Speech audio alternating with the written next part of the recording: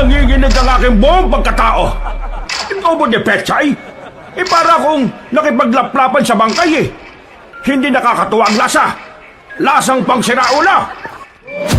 Kasalanan ko to eh. Kung di ko na lang sana sinabi na gusto ko makakita ng aswang, hindi tayo makakaisip na iwan siya. Kasalanan ko to. Kasalanan ko. Bakit ganyan kayo mag-usap? Magkaibigan ba kayo? Wala akong kaibigan na ganyang kapagit. Kumanda ka sa akin, aswang. Tatapusin na kita.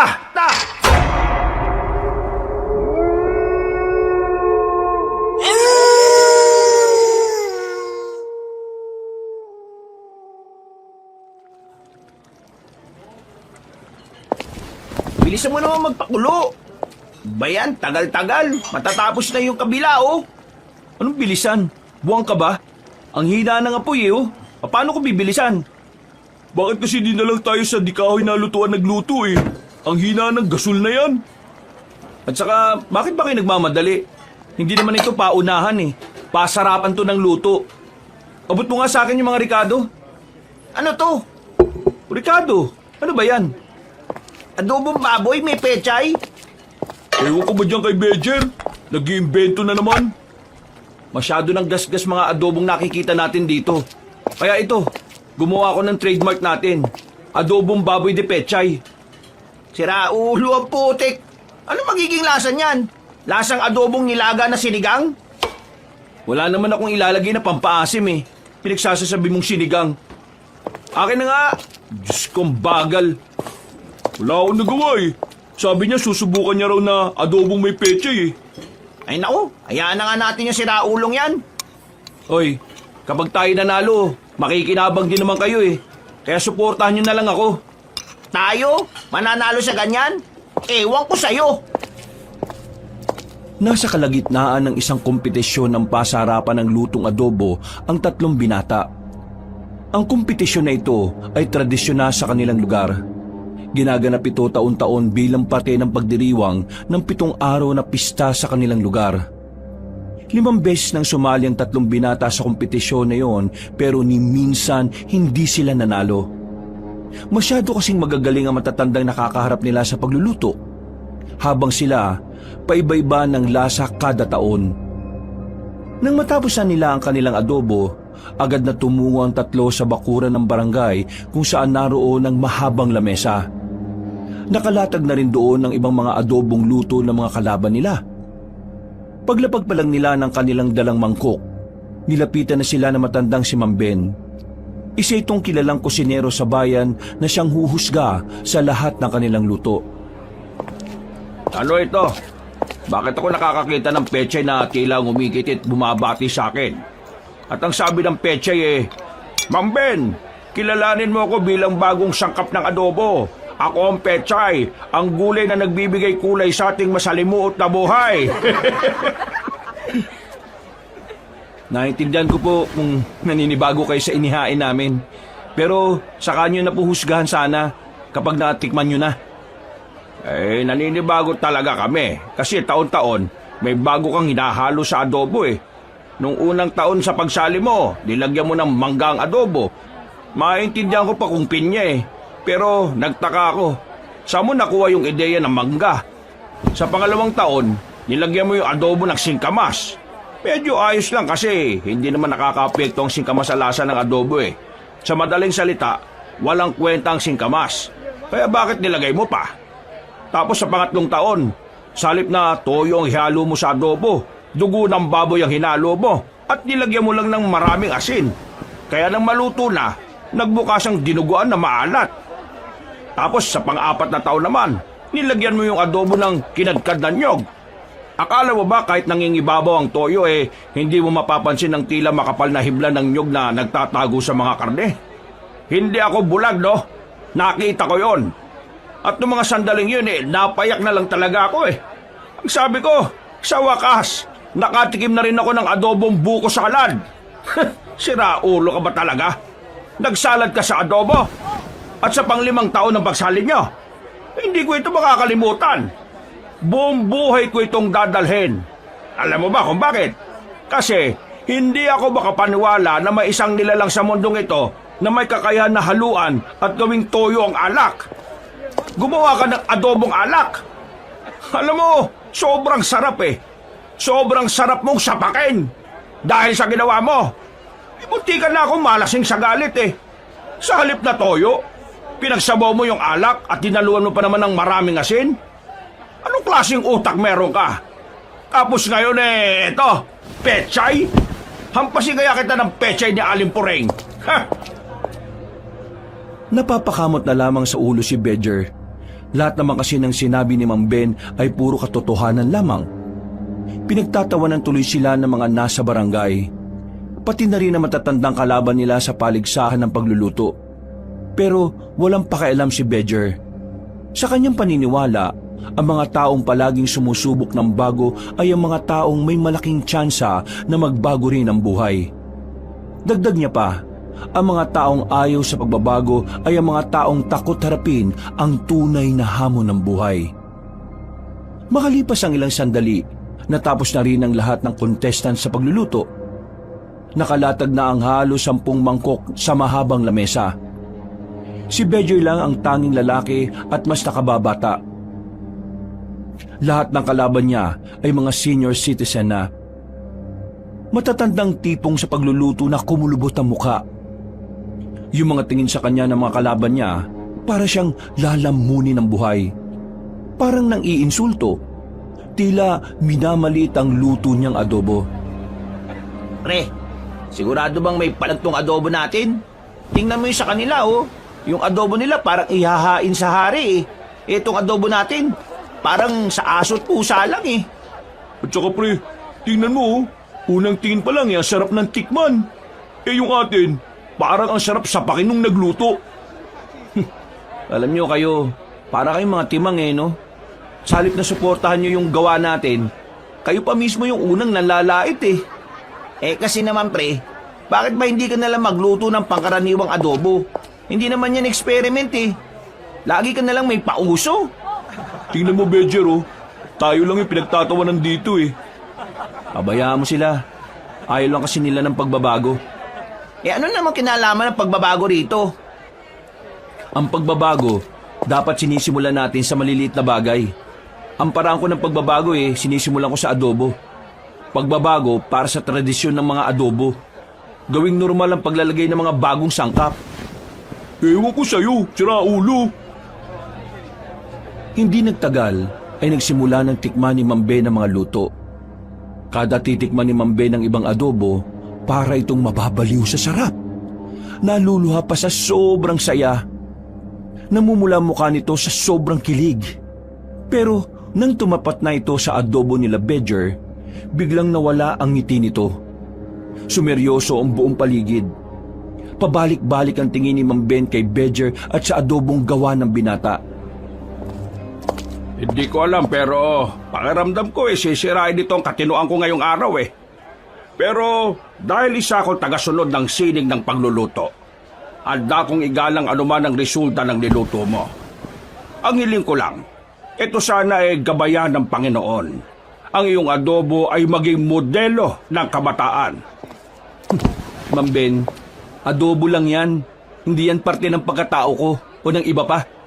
Ang dami niyong drama eh. Tikman nyo na kaya nang malaman nyo na yung pakiramdam na makalimot ng pangalan sa sobrang sarap. Eh kapag hindi ito masarap, ikaw ang kakalimutan ko. Nang hawakan na ni Mang Ben ang kutsara, nagsimula ng kumabog ang dibdib ni Bedger. Si Ingo at Franco naman ay napapayuko na lamang dahil sa hiya. Nang sumandok na si Mang Ben ng adobo, tila bumagal ang paligid. At tila ang tanging naririnig ni Bedger nung mga sandaling yon ay walang iba kundi ang tibok ng kanyang puso. Pero sa kabila ng kaba na nararamdaman, nasasabik siya kung ano ang magiging reaksyon ng huradong si Mang Ben. Kampante siya na ang adobo niyang yon ay ang mangingibabaw sa lahat. Hindi siya maaaring magkamali. Yun na ang pinakamasarap na adobong ginawa niya. Habang papalapit na ang kutsara sa bibig ni Mang Ben, nanlalaki ang mata ng mga naroon na parabang doon nakasalalay ang mood ng lahat. na parabang ang lasa ng adobo ni Bedger ang magliligtas sa sanlibutan.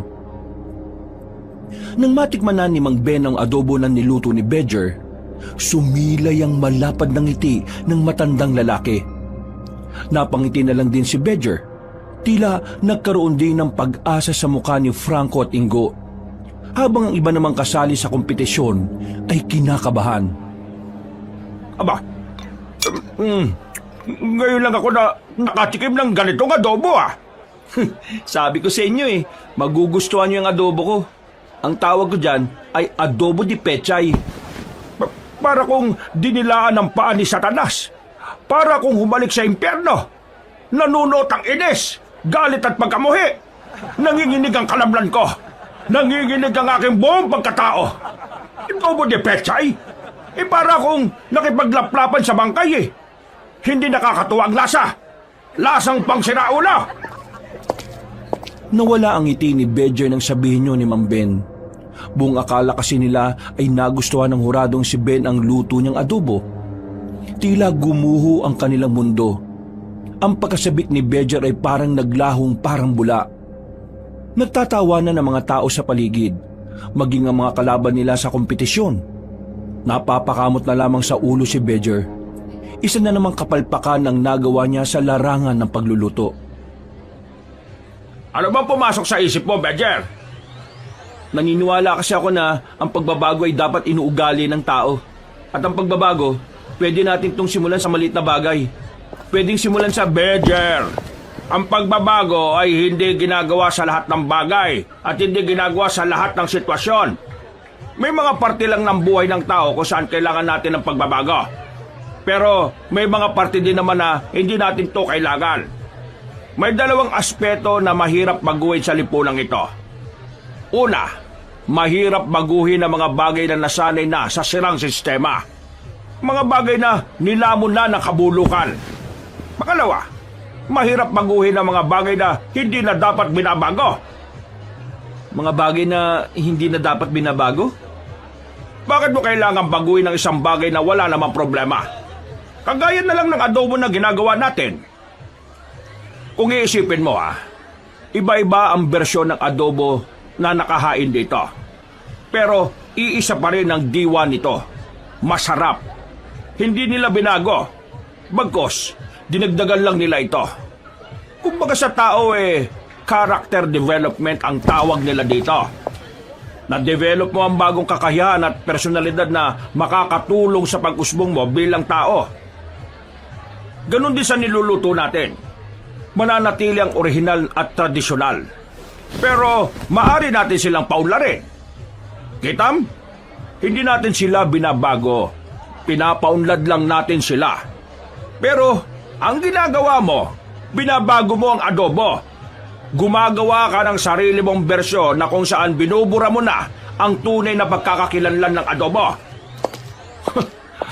Tandaan mo, Bedger ang pagbabago na bumubura sa pinagmulan ay kapatid ng paglimot sa pinag-ugatan.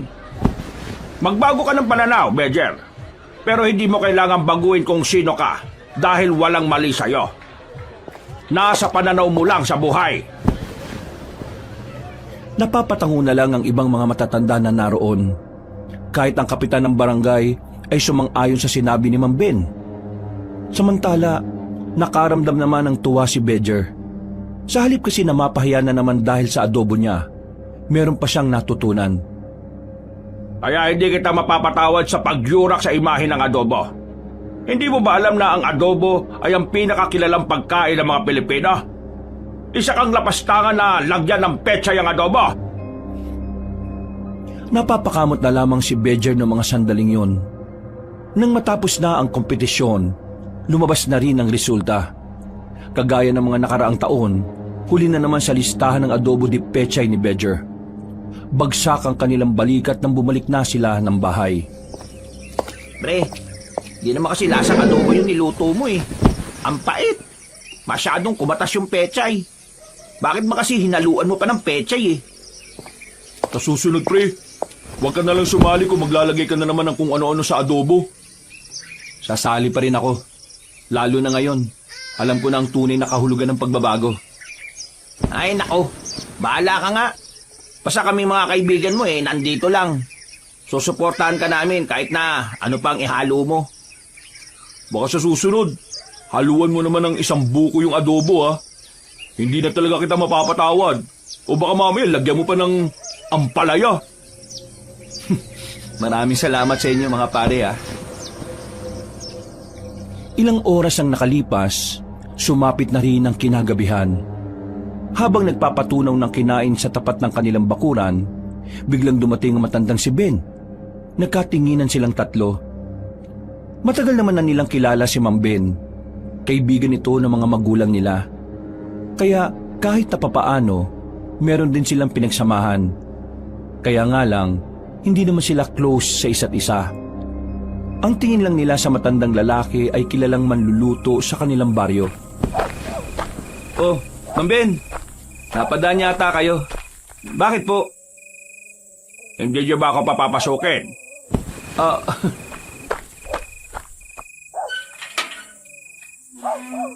Sige ho, pasok po kayo. Pasensya na Mang Ben ha. Baka nandito kayo para sermonan kami. Nangako na si Bejer na hindi na niya lalaruin yung adobo.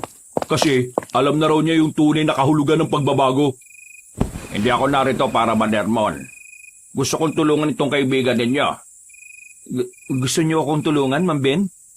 Bakit? May potensyal ka. Ako? May potensyal? Puro nga ako talo palagi eh. Ang pagiging mahusay na manluluto ay hindi naman binabase sa kung gaano karaming tropeyo ang natatanggap sa mga paligsahan. Para mas maging mahusay ka manluluto, kailangan mo maintindihan ang pinakadiwa ng pagluluto. Sa pagdanais mong magkaroon ng pagbabago sa adobo, napagtanto ko na ang utak mo bilang kusinero ay malawak.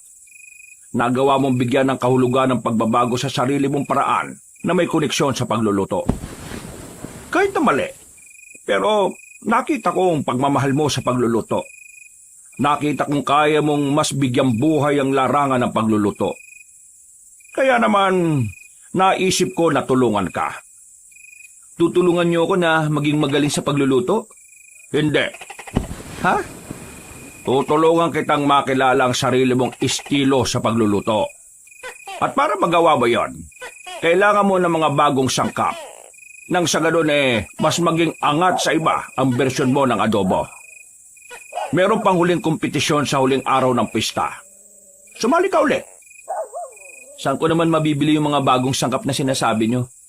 At anong mga sangkap yun? Ang unang sangkap, dahon ng buang, bawang na galit, sibuyas na baog, at ang huli, luya ng bruha. Ano ho? Seryoso ba kayo sa mga sangkap na yan? Dahong buang? Bawang na galit? Sibuyas na baog? Ang putik. Nire-regla din ba yung sibuyas na yan? May luya pa ng bruha. Pambira. Pinagtitripan niyo yata kami. Tingin nyo pupunta ako rito para pagtripan kayo. Hindi ako nagsasayang ng oras para sa katarantaduhan. Bakit kasi ganun yung mga pangalan ng mga sinabi niyong sangkap?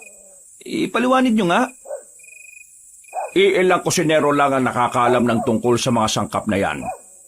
At yun din ang sangkap na ginagamit ko hanggang ngayon. Pero, sige, ipapaliwanag ko muna sa inyo. Kaya tinawag na dahon ng buang, dahil ang dahon na yon ay nag-iiba-iba ng forma kada araw. Kung minsan nakabulatlat, kung minsan naman nakatupi. O di ba, parang buang. Ha? Paano naging buang yun? Yung bawang na galit naman, kaya sa tinawag na galit, ay hindi sila magkakadikit. Yung mga bunga ng bawang, magkakahiwalay. Para silang magkakagalit. Ang sibuyas naman na baog, tinawag siyang baog dahil meron pang malit pang sibuyas sa bandang ilalim niya. Bale, isang malaking sibuyas. Tapos, may malit na sibuyas na nakadikit sa kanya. Pinaniniwala na kaya hindi lumaki ang isang malit na sibuyas kasi bago yung malaking sibuyas. Yung luya naman na bruha, narinig ko lang na gano'n ang tawag doon ng ibang kusinero. Parang yung unang nakatuklas kasi noon parang bruha. Ho? Seryoso kayo talaga dyan? Kung ayaw niyong maniwala ay bahala kayo. Uwi na nga lang ako. Teka, hindi. Naniniwala naman ako eh. Anong kailangan namin gawin? Saan mabibili yan? Baka mabibili yan sa siraulong palengke. O baka naman sa may kabag na talipapa. Uy, manahimik ka muna kayong dalawa. Matatagpuan nyo ang mga sangkap na ito sa bundok ng Burgos. Doon nyo makukuha ang mga sangkap na yan. Ha? Ang layo nun dito ah. Isipin mo na lang kung gaano kalayo ang nilakbay ko para lang doon. Pero tingnan mo naman ako ngayon. Matagumpay akong kusinero. Pero hindi ang distansya ang dapat nyong intindihin. Meron pa kayong isang problema na kailangan nyong paniwalaan. Problema? Ano naman? Hindi pa nga nagsisimula, problema na kaagad. Hindi basta-basta ang pagkuha sa mga sangkap na sinabi ko. Dahil sa bundok na yon, may mga aswang na gumagala. Sila ang nagbabantay sa kagubatan. Madalas silang namamataan doon. Kaya naman, hindi magiging madali ang pagkuha nyo sa mga sangkap. Kailangan nyong mag-ingat. Mga aswang? Teka, pambihira naman. Bakit naman may mga aswang pa? Matagal na silang naroon. Hindi ko rin naman alam kung bakit may mga aswang doon.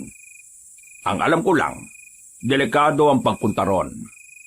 Pero kung gusto mo talaga ng masasarap na sangkap, kailangan mong kayanin ang mga pagsubok na kakaharapin mo sa pagpunta mo roon.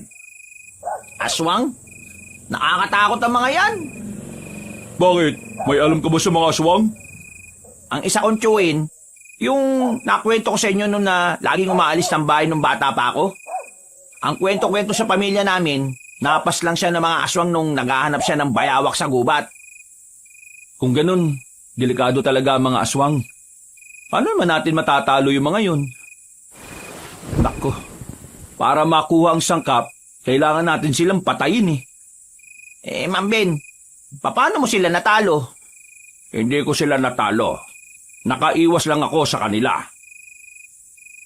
Maswerte ka pala dahil nakaiwas ka sa kanila. Pero, meron na bang namatay doon? Hindi naman sa tinatakot ko kayo Pero, oo, meron nang namatay ron. Hindi ko alam kung ilan. Basta meron na. Kung ganyan naman pala kadelikado yan, huwag na natin puntahan. Baka mamaya mamatay pa tayo riyan eh. Pababangis pa naman ang mga aswang na yan. Sige, ganito na lang. Ako na lang magpupunta na mag-isa. Mas delikado kung wala kang kasama, Bedger. Nababaliw ka na ba? Gusto mo bang mamatay ng maaga? Hindi ka pa nga nagkakasyota tapos mamamatay ka na. Gustong-gusto ko makabawi sa huling paligsahan ng pagluluto. At kung yun lang ang tanging paraan para manalo ko, gagawin ko. Si Ma'am Ben lang din naman yata ang hurado dun eh. Pakiusapan mo na lang. Hindi ako hurado doon. Isa pa, hindi ako napapakiusapan. Kapag pangit ang lasa ng niluto mo, pangit talaga. Pero pre, seryoso ka ba? Kung ang sinasabi nitong si Ma'am Ben na maraming ang aswang doon, di ibig sabihin, malabo mong makuha yun ng mag-isa ka lang. Malamang, mag-isa lang. Hindi nyo naman kasi sasamahan Tinapik na lamang ni Ma'am Ben ang balikat ni Bedger. Ngumitito ng malapad sa binata. Ganon din naman si Bedger at saka tumango. Kahit na papaano, nakakaramdam siya ng tuwa sa kanyang kalooban dahil nagmamalasakit sa kanya ang matandang lalaki. Tutuloy ka ba talaga? Oo. Pangarap kong manalo sa kompetisyon, pre. Ayos lang sa akin kung hindi niyo ako sasamahan. Magdadala na lang siguro ako ng mga armas para sakaling may aswang nga makakalaban naman ako. Sige. Samahan na lang kita. Ha? Seryoso ka, Ingo? Sasama ka? Dalawa na kayo mamamatay niyan. 3 na tayong mamamatay kung sasama ka rin. Ayoko nga.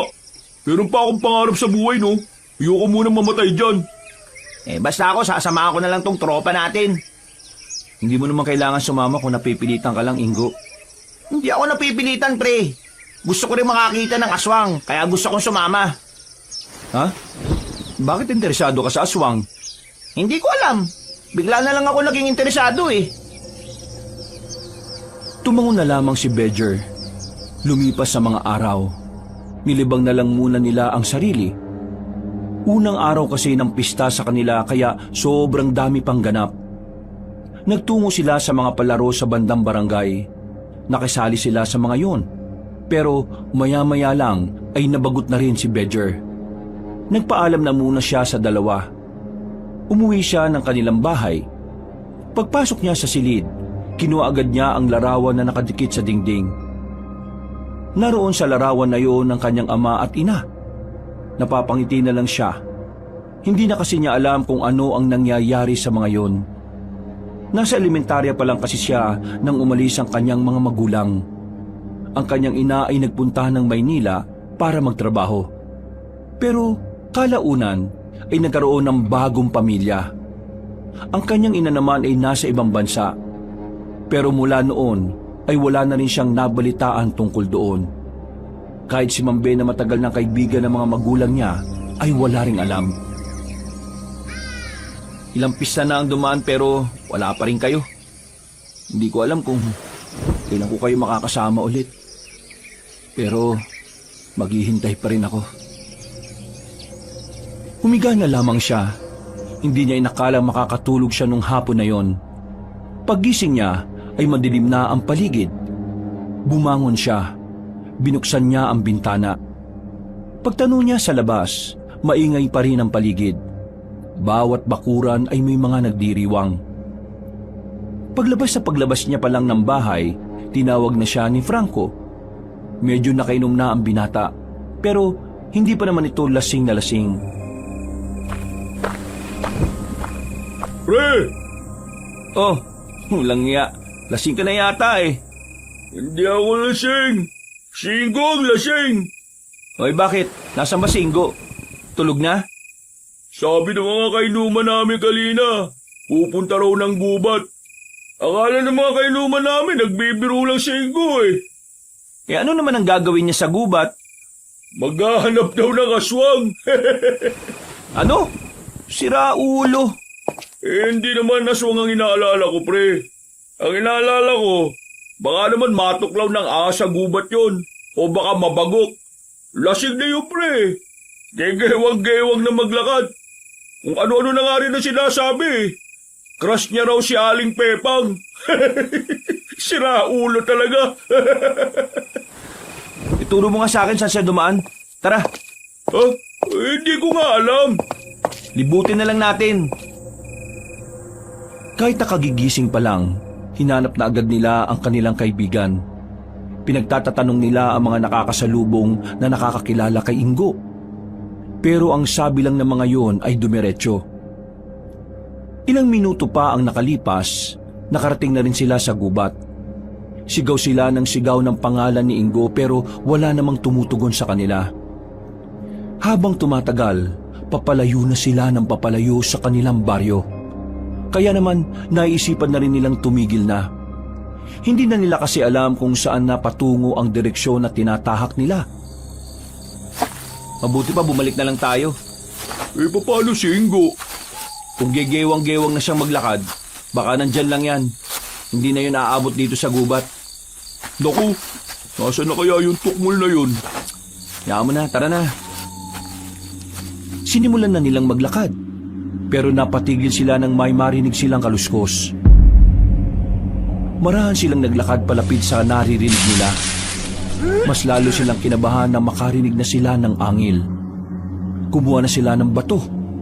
Pagawid nila sa halamanan, bumungad sa kanila ang isang lalaki. Nakaupo at umiiri. Nang magulat ito dahil sa kanila, tumakbo ito kahit na hindi pa naitataas ang short. Wisit, tumatay lang pala. Astig tumae ah. Umaangil parang hayop. Akala ko nga aswang na eh. Ako nga rin eh. Handang-handa pa naman na sana ako. Ay nako, tara na nga.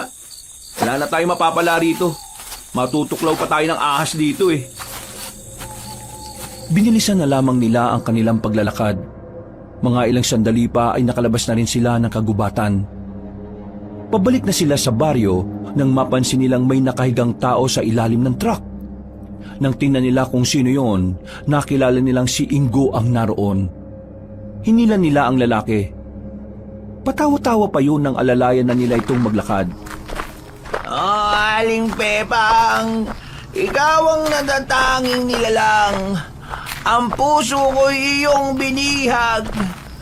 Nang panahin mo ako'y hindi nakailag. Oh, Aling Pepang, meron ka pa balang asim? Kaya ang puso kong ito ay gusto kang mapa sa akin. Uy, tarantadong pinagsasabi mo. Ganyan nga yan eh. Nung nakaraan si Aling Puring yung binabanggit niya. Ngayon naman si Aling Pepang. Dali na nga lang natin to sa bahay. Doon din muna kayo matulog. Ha? Oo, sige, sige. Napapailing na lamang si Bedger ng mga sandaling yon. Pagdating nila sa bahay ay agad na pinahiga ni Bedger ang lalaki sa kanyang katre. Tulog namang kagad si Ingo. May problema ba yan? Bakit nagiinom to ng marami? Ewan ko dyan. Mukhang buang na yan. Bukas pag nauna kang magising, magluto ka na lang ng sabaw ha. Oo, sige. Bumalik na lamang sa tulog si Bedger. Paghiga niya ay bumalik na naman sa isipan niya ang tungkol sa mga sangkap na kailangan niyang kunin. Pero kapag naiisip niya yon, naalala niya rin ang panganib na maaaring mangyari sa kanya. Aminadong kinakabahan din siya sa magiging lakad nila ni Ingo. Kinabukasan ay maagang nagising ang tatlo. Tutal ay wala naman silang gagawin. Nagluto na lamang sila ng mga order sa kanila. Ang pagluluto na rin kasi talaga ang naging hanap buhay ng tatlo.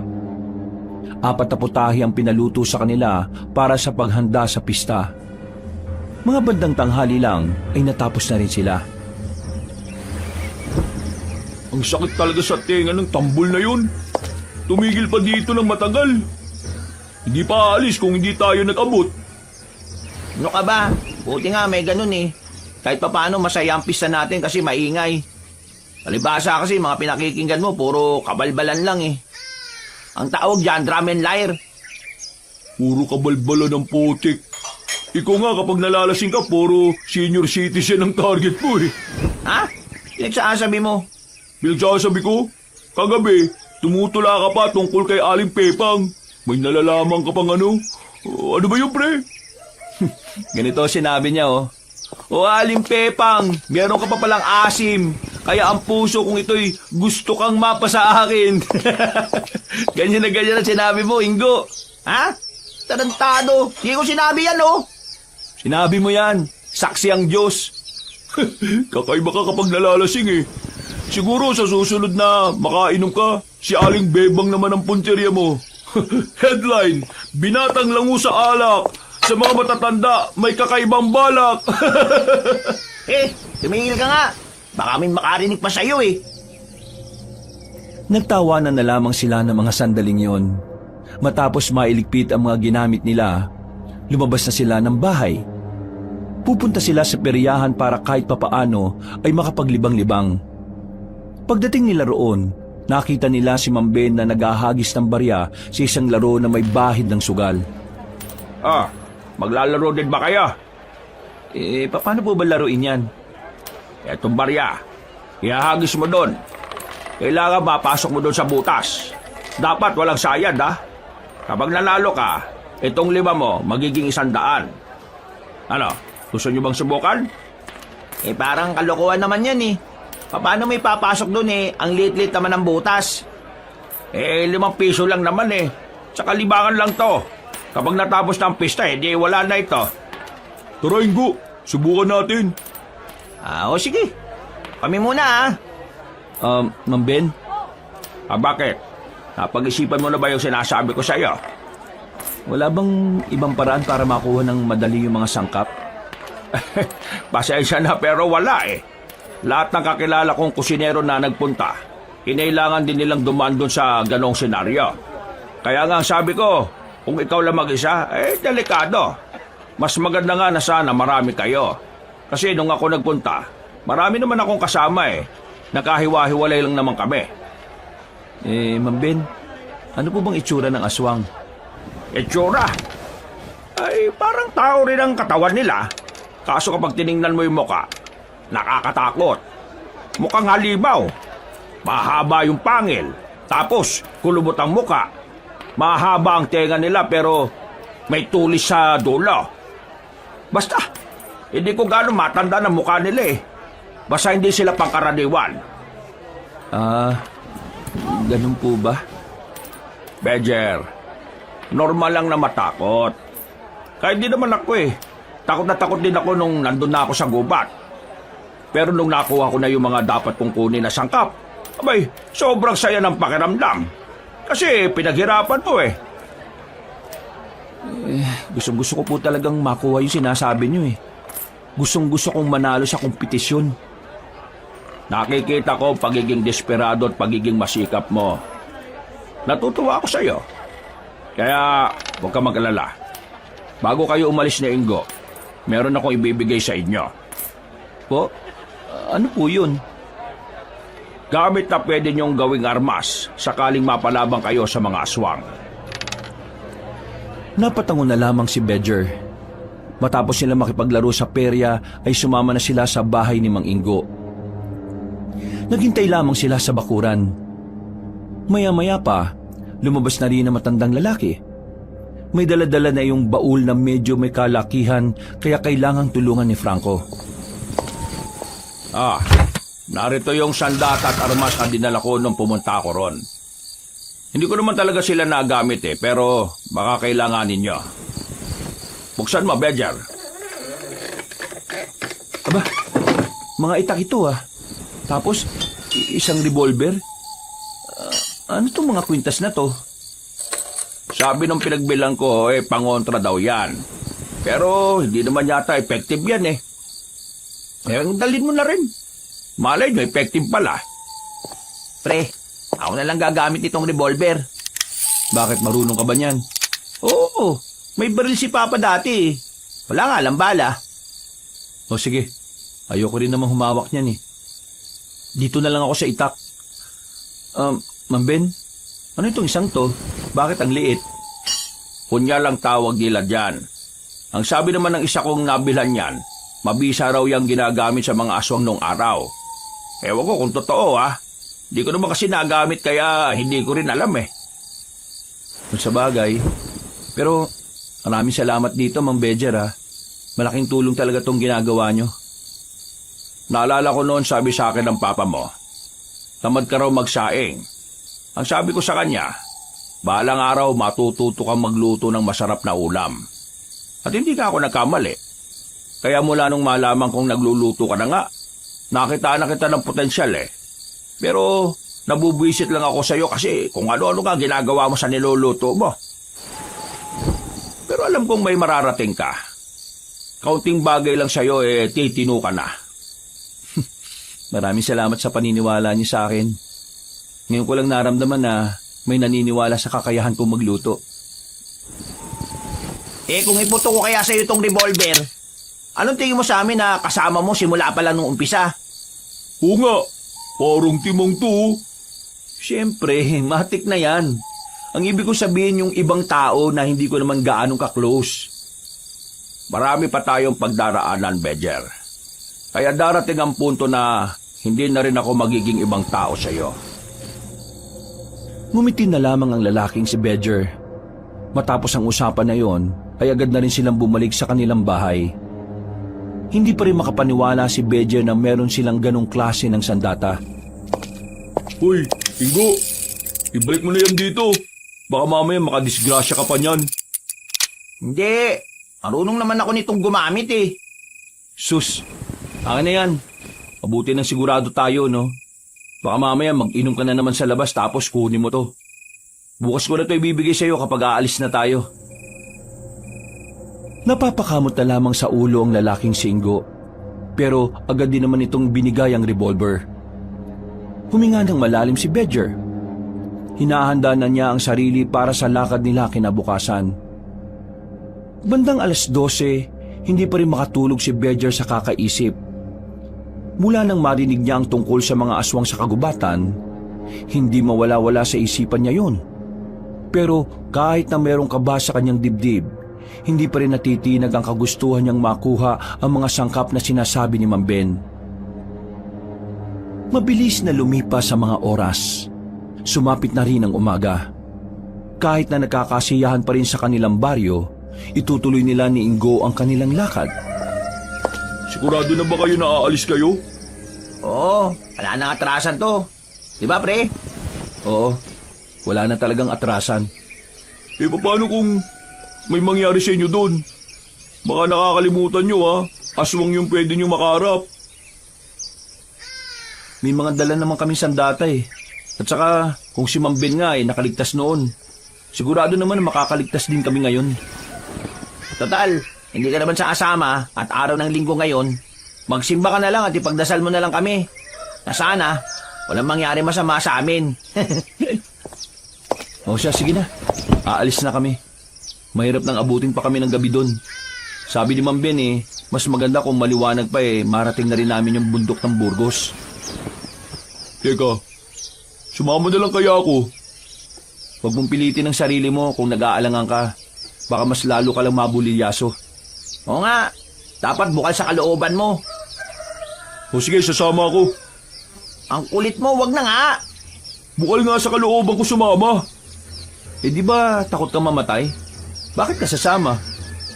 Para kasama ko kayo. Ganon mo kami kamahal? Dapat na ba kaming umiyak? Mga buwang, tara na nga. Hindi na nila pinigilan pa ang lalaking si Franco. Magkakasama silang umalis. Kahit na malayo-layo pa sila sa kanilang destinasyon, nararamdaman na ni Bedger ang kaba niya. Hindi niya yun magawang pigilan. Ito ang bayad Salamat Etong bundok na ito yung sinasabi ni Ma'am Ben. Nasa bandang itaas pa raw yun Kaya akitin na kagad natin habang maaga pa. O Franco, handa ka na ba? Walang rereklamo Sasama-sama ka kaya dapat kayanin mo yung mahabang lakaran. Anong tingin mo sa akin, mahina? Tara na. Sinimulan na rin nila ang paglalakad. Pumasok na sila sa kagubatan. Paakyat ang dinaraanan nila kaya mas madali silang napagod kahit wala pa silang kalahating oras na naglalakad. Grabe, ang ganda naman pala nitong bundok ng Burgos Ang sabi nila, nung nananako pa mga Kastila, naging taguan daw ng mga Pilipinong sundalo tong bundok na ito. Sus, kawagawa na naman to ng kwento. Totoo ang sinabi ni Ingo. Alam ko rin ang kwentong yun. Ang sabi pa nga nila dahil daw sa bundok na ito, nagawa nilang talunin ng mga Kastila na di hamak na mas marami sa kanila. May mga bit-bit pa nga raw baril Siguro, natalo nila ang mga Kastila dahil na rin sa forma nitong bundok.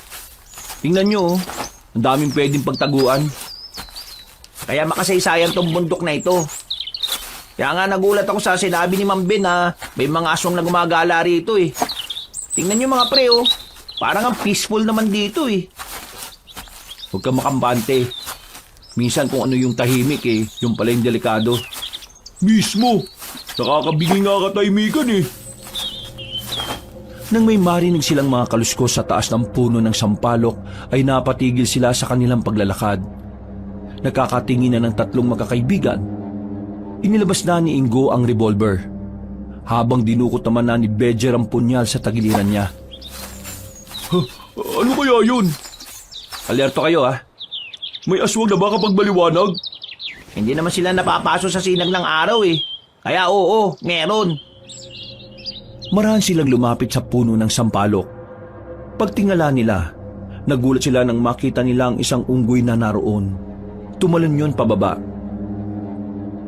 Nakatayo ang unggoy sa harapan nila na parabang naiintindihan kung ano ang ginagawa nila.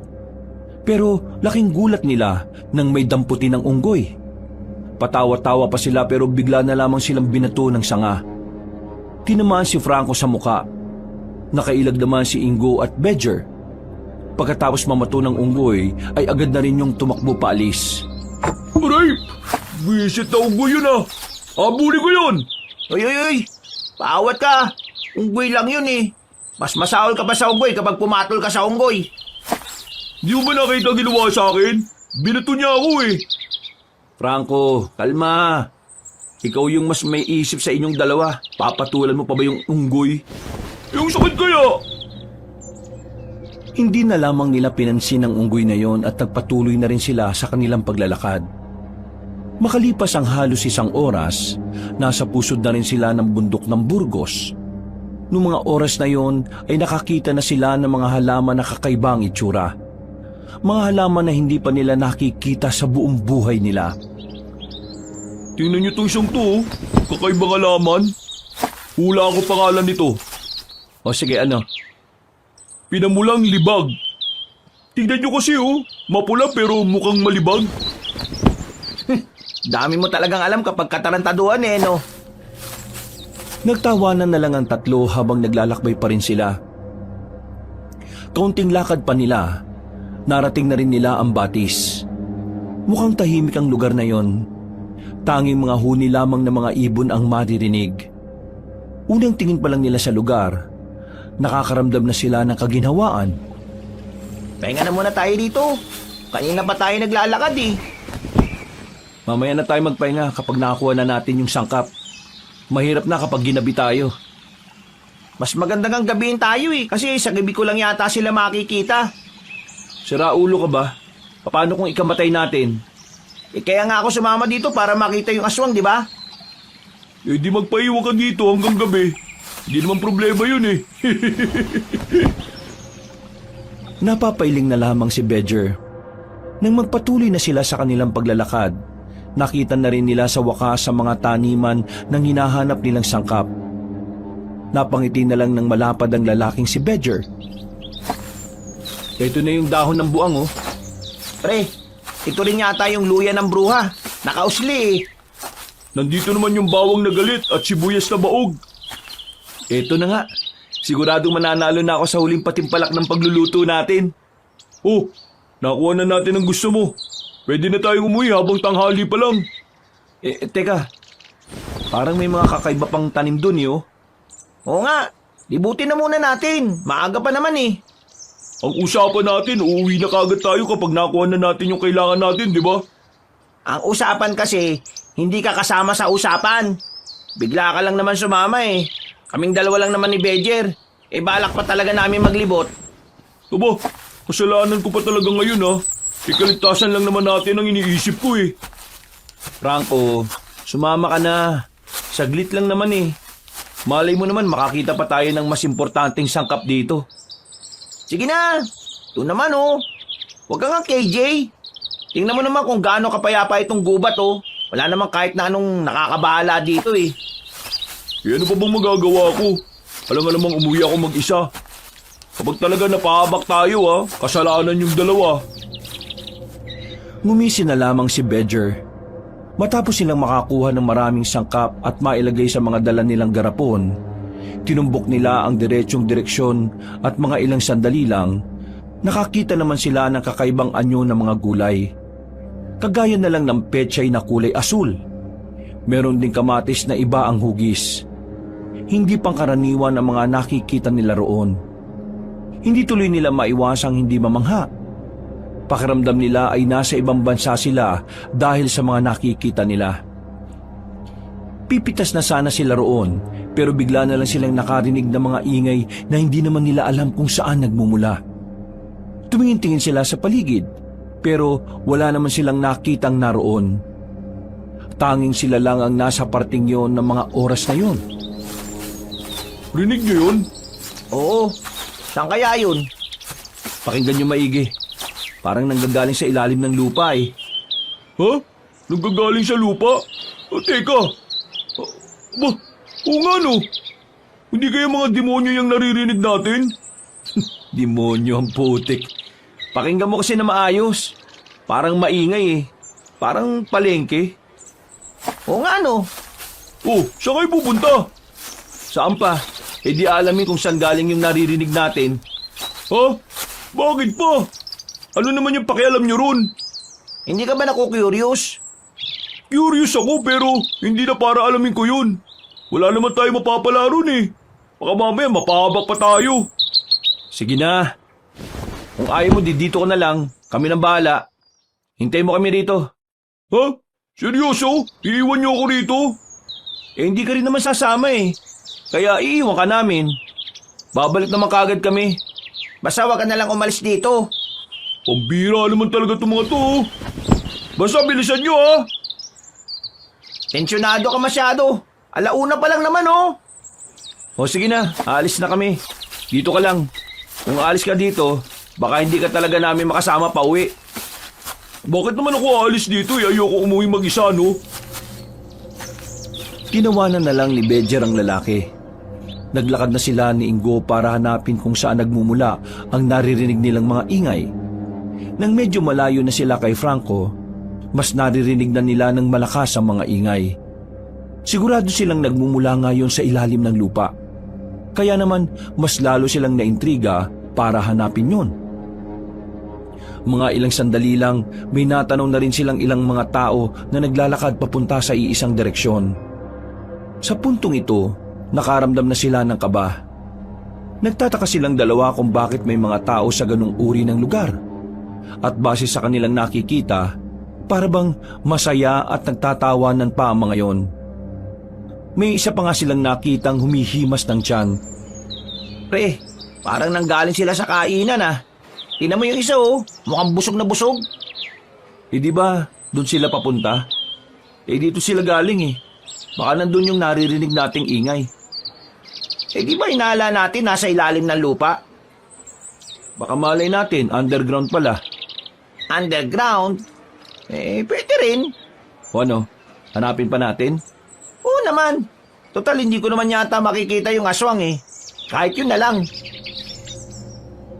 Maingan silang naglakad at ginawa nila ang kanilang makakaya para wala makakita sa kanila. Maya-maya lang ay natanaw na rin nila na may dalawang tao na pumasok sa isang parang maliit na bangin. Nagkatinginan ng dalawang lalaki. Nalilito at nagtataka. Para masagot ang mga katanungan sa kanilang utak, nagmamadali silang lumapit doon. Nakita nilang may lagusan pala roon pa ibaba. Nung una, nagdadalawang isip pa sila kung papasukin nila ang butas na yon. Pero dahil sa kurisidad na unti-unting lumalamon sa kanilang sistema, tuluyan na rin silang bumigay. Pumasok sila roon. Nakita nila sa ibaba ang hagdanan at meron ding ilaw roon. Napapalunok na lamang sila ng laway dahil sa kabang nararamdaman. Pero mas nangibabaw talaga ang pagnanais nilang malaman kung ano ang meron sa loob. Pagbaba nila ay agad nilang tinahak ang daan. Para silang nasa ilalim ng minahan. May lampara kasing nakadikit sa bawat pader. Pre, mukhang alanganin tayo dito ah. Baka mamaya meron tayong makasalubong. Eh wala tayong mapagtataguan.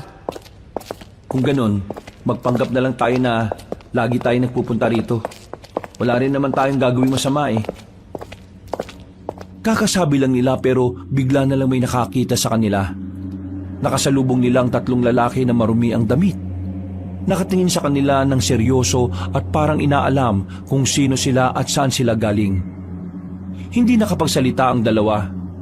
Kinakabahan, tensyonado. Pakiramdam nila ay lalagnatin sila dahil sa kaba. Umiling-iling lang ang tatlong lalaki at naglakad na rin paalis. O di ba? Wala silang pakialam. Kung ganon, ibig sabihin, wala namang illegal na nangyayari rito. Baka may sikretong kainan lang dito. Eh di bilisan na natin. Medyo nasasabik pa ang dalawa nang bilisan na nila ang kanilang paglalakad. Medyo namamangha sila sa kanilang nadadaanan. Para kasi silang nasa hotel na ang tema ay sa ilalim ng lupa. May mga nadaanan silang mga silid na kung saan merong nagiinuman sa loob. May iba pa rin silid na may mga pinto at may numero pang nakadikit. Palagay ng dalawa, ang mga silid na yon ay parang pahingahan ng mga guest. Anip, may ganito palang lugar dito sa bundok ng Burgos ano? Kaya nga eh, hindi ko rin inakala na may ganito pala. Alam kaya ni Ma'am Bento? Tingin ko hindi. Kasi kung alam niya, baka ito yung una niyang sinabi sa atin. Kung sa bagay, may tama ka naman. O tara, hanapin natin yung sinasabi ng mga nakakasalubong natin na kainan. Mukhang masarap dun eh.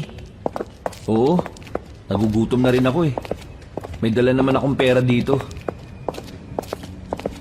Parang mga batang nasasabik ang dalawa. Wala silang pakialam sa lugar na kinalalagyan nila. Ang tanging nasa isip lamang nila ay matagpuan ang sinasabing restaurant. Base kasi sa mga naririnig nilang usap-usapan doon, wala raw katulad ang mga pagkain doon. Isa pa, kaya gustong makarating ni Bejer doon ay dahil gusto niyang makausap ang nagluluto roon. Gusto niyang makakuha ng mga bagong taktika sa pagluluto. Hindi nagtagal, nakita na rin nila ang kainan. Maraming tao sa loob. Halos magsiksika na. Kaya hindi nila alam kung paano sila roon kakain. Papasok pa lamang sila ay hinarang na sila ng isang magandang babae.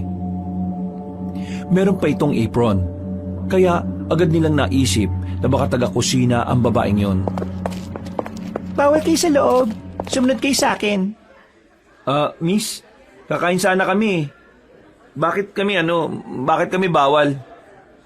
Oo nga, miss. Ang hirap kaya hanapin ang lugar na ito. Bawal kayo sa loob. Sumunod kayo sa akin. Ha? Bakit naman? Sumunod kayo sa akin kung ayaw niyo mapahamak. Miss, pinagbabantaan mo ba kami? Hindi. Pero kailangan niyong umalis dito. Sumunod kayo sa akin. Sasabihin ko ang dahilan. Bakit kasi di mo pa sabihin dito? Hindi to pwedeng marinig ng iba. Susunod ba kayo o hindi na kayo makakalabas dito? O sige pre, sundan na lang natin. Basta miss, sabihin mo sa amin kung bakit ha. Hindi na nagsalita ang babae. Nagmamadali itong naglakad at napapaisip tuloy ang dalawa kung ano ang nangyayari. Dinala sila ng babae sa isang silid na tanging trapal lang ang nagsisilbing takip sa pintuan. Pasilip-silip pa ang babae sa labas. Hindi kayo dapat nandito. Hindi niyo alam kung anong pinasukan niyo. Magpapakamatay na ba kayo? Ha? Hindi ah. Kaya lang naman kami narito kasi narinig namin yung ingay mula rito hanggang sa taas. Kaya ayun. Tapos nalaman namin na meron pala masarap na kainan dito. Miss, sino ka ba? Bakit mo ba kami pinagbabawalan? Hindi na mahalaga kung sino ako. Ang mahalaga umalis na kayo dito. Bakit nga? Ano bang problema? Mukha ba kaming magnanakaw? Mukha ba kaming kampo ng kadiliman? Kakain lang kami, may pambayad naman kami. Dahil ang lugar na ito ay hindi para sa mga tao. Para ito sa mga aswang. Ang lahat ng nakikita nyo kanina ay mga aswang. Mga aswang ang kumakain sa restaurant na nandito sa ilalim ng lupang ito. At kung hindi kayo aalis dito, malalaman at malalaman nila na tao kayo. Ha? Anong aswang pinagsasasabi mo, miss? Nakakasalubong nga lang namin yung mga tao rito eh. Hindi naman nila kami pinapansin. Oo nga. Kung aswang sila di dapat alam kagad nila na tao kami. Dapat kakainin na nila kagad kami. Tingnan mo nga nakarating pa kami rito at nasa harapan mo pa. Ang mga aswang dito ay walang mga pang-amoy. Kaya hindi talaga nila malalaman na tao kayo sa isang tingin lang. Pero mamaya, kapag nagtagal pa kayo rito, madali na lang nila matutukoy kung ano kayo. Hindi kayo pwedeng magtagal sa paningin nila dahil malalaman nila ang mga palatandaan ng isang tao. Teka. Sige, sabihin na nga natin na mga aswang ang narito. Di aswang ka rin. Hindi ako aswang. Hindi nga. Kasasabi mo lang na mga aswang ang mga nandito eh. Mahabang kwento. Basta, maniwala na lang kayo. Hindi ako aswang. Sila ang mga aswang. Lahat na nandito maliban sa akin at sa dalawa ko pang mga kasama sa restaurant. Hindi kami mga aswang. Sinasabi mo ba na pinaglulutuan nyo lang yung mga aswang? Mismo. Bakit nyo naman gagawin yon? Ang dami niyo pang tanong. Bakit ba hindi nila kayo maniwala? Paano naman kasi kami maniniwala sa'yo? Ngayon ka lang naman namin nakita. Bigyan mo nga kami ng katibayan para maniwala kami sa mga sinasabi mo. Ay nako, sakit naman ninyo sa ulo. Kayo na nga itong nililigtas sa tiyak na kapamakan. Kayo pa itong matigas ang ulo. Bibigyan mo lang naman kami ng patunay Kung wala kang may bibigay na patunay, isa lang ang ibig sabihin nun. Hindi ka namin dapat paniwalaan. O sige, sumunod kayo sa akin. Sunod na naman? Baka mamaya ikaw pala may masamang balak sa amin ha. Gusto niyo ng patunay sa mga sinasabi ko, di ba? Sumunod kayo kung gusto niyong malaman. Patutunayan ko sa inyo na aswang ang mga naririto. Nagkatinginan ng magkaibigan. Wala silang tiwala sa babae. Pero para magkaroon na rin ng katahimikan ng kanilang utak, papatusin nila ang sinasabi sa kanila. Sinundan na naman nila ang babae. Lumabas sila sa silid na yon at nagtungo sa panibagong silid. Pero sa pagkakataong ito, mas malaki ang silid na naroon. At pagpasok pa lang nila, umaalingasaw na ang amoy. Meron silang naaamoy na talaga namang nakakapagpasakit ng kanilang ilong at ulo. Walang ya. Bakit ganito amoy rito? Parang mundo ng utot to ah. Miss, ano ba itong mga pinasukan natin? At saka, ano yung mga nakatakip? Yung mga nakatakip na yan ang nagpapatunay na totoo mga sinasabi ko. Lumapit ang babae roon. Pagtanggal ng babae ng malaking tela na nagtatakip sa mga malalaking garapon, nanlaki ang mga mata ng dalawang lalaki sa kanilang nakita. Tagaktak ang kanilang pawis dahil sa kaba. Hindi nila malaman kung ano ang kanilang mararamdaman. Hindi sila makapagsalita habang nakatingin sa mga garapon na naglalaman ng iba't ibang parte ng katawan ng tao. Teka, ano yan? Tama ba nakikita namin? Miss, seryoso to? Parang ano yan ah? Parang... Oo, katawan yan ng mga tao. Yang mga yan ay galing sa mga patay at buhay na tao. Ha? Ang mga aswang ay kumukuha ng mga patay na tao sa morgue para kunin ang mga laman loob at karne. Pero may ibang aswang na kumukuha ng buhay na tao at buhay din nilang kinakatay. Pagkatapos, dadalhin nila sa amin para iluto. Sinaulo ka rin naman pala talaga eh. Kung alam mo naman palang karne o katawan ng tao yun, bakit nyo pa niluluto? Aswang ka rin siguro ano? Sinabi ko na kanina, hindi ako aswang. At malabong maging aswang ako dahil isa akong... Lumayo ka sa amin! Siguro sinasabi mo lang ang mga to para makain mo kami, no? Kung ako magiging aswang, hindi ko kayo kakainin. Wala akong mapapala sa inyo. Mukhang hindi gumagana ang utak nyo eh. Ay, wag mo kaming ginaganyan ha. Aswang ka no? Anong gagawin mo sa amin? Ilalagay mo rin ba kami sa malalaking garapon na yan? Hindi nga ako aswang. Isa lang akong tao. Ano bang mahirap intindihin sa bagay na yon? Nandito ako para tulungan kayong makaalis dito. Kasi kung hindi kayo aalis dito, baka dito na kayo mamatay. Magiging kagaya kayo ng mga tao na ginagawa lang putahe ng mga aswang. Sagutin mo tanong namin.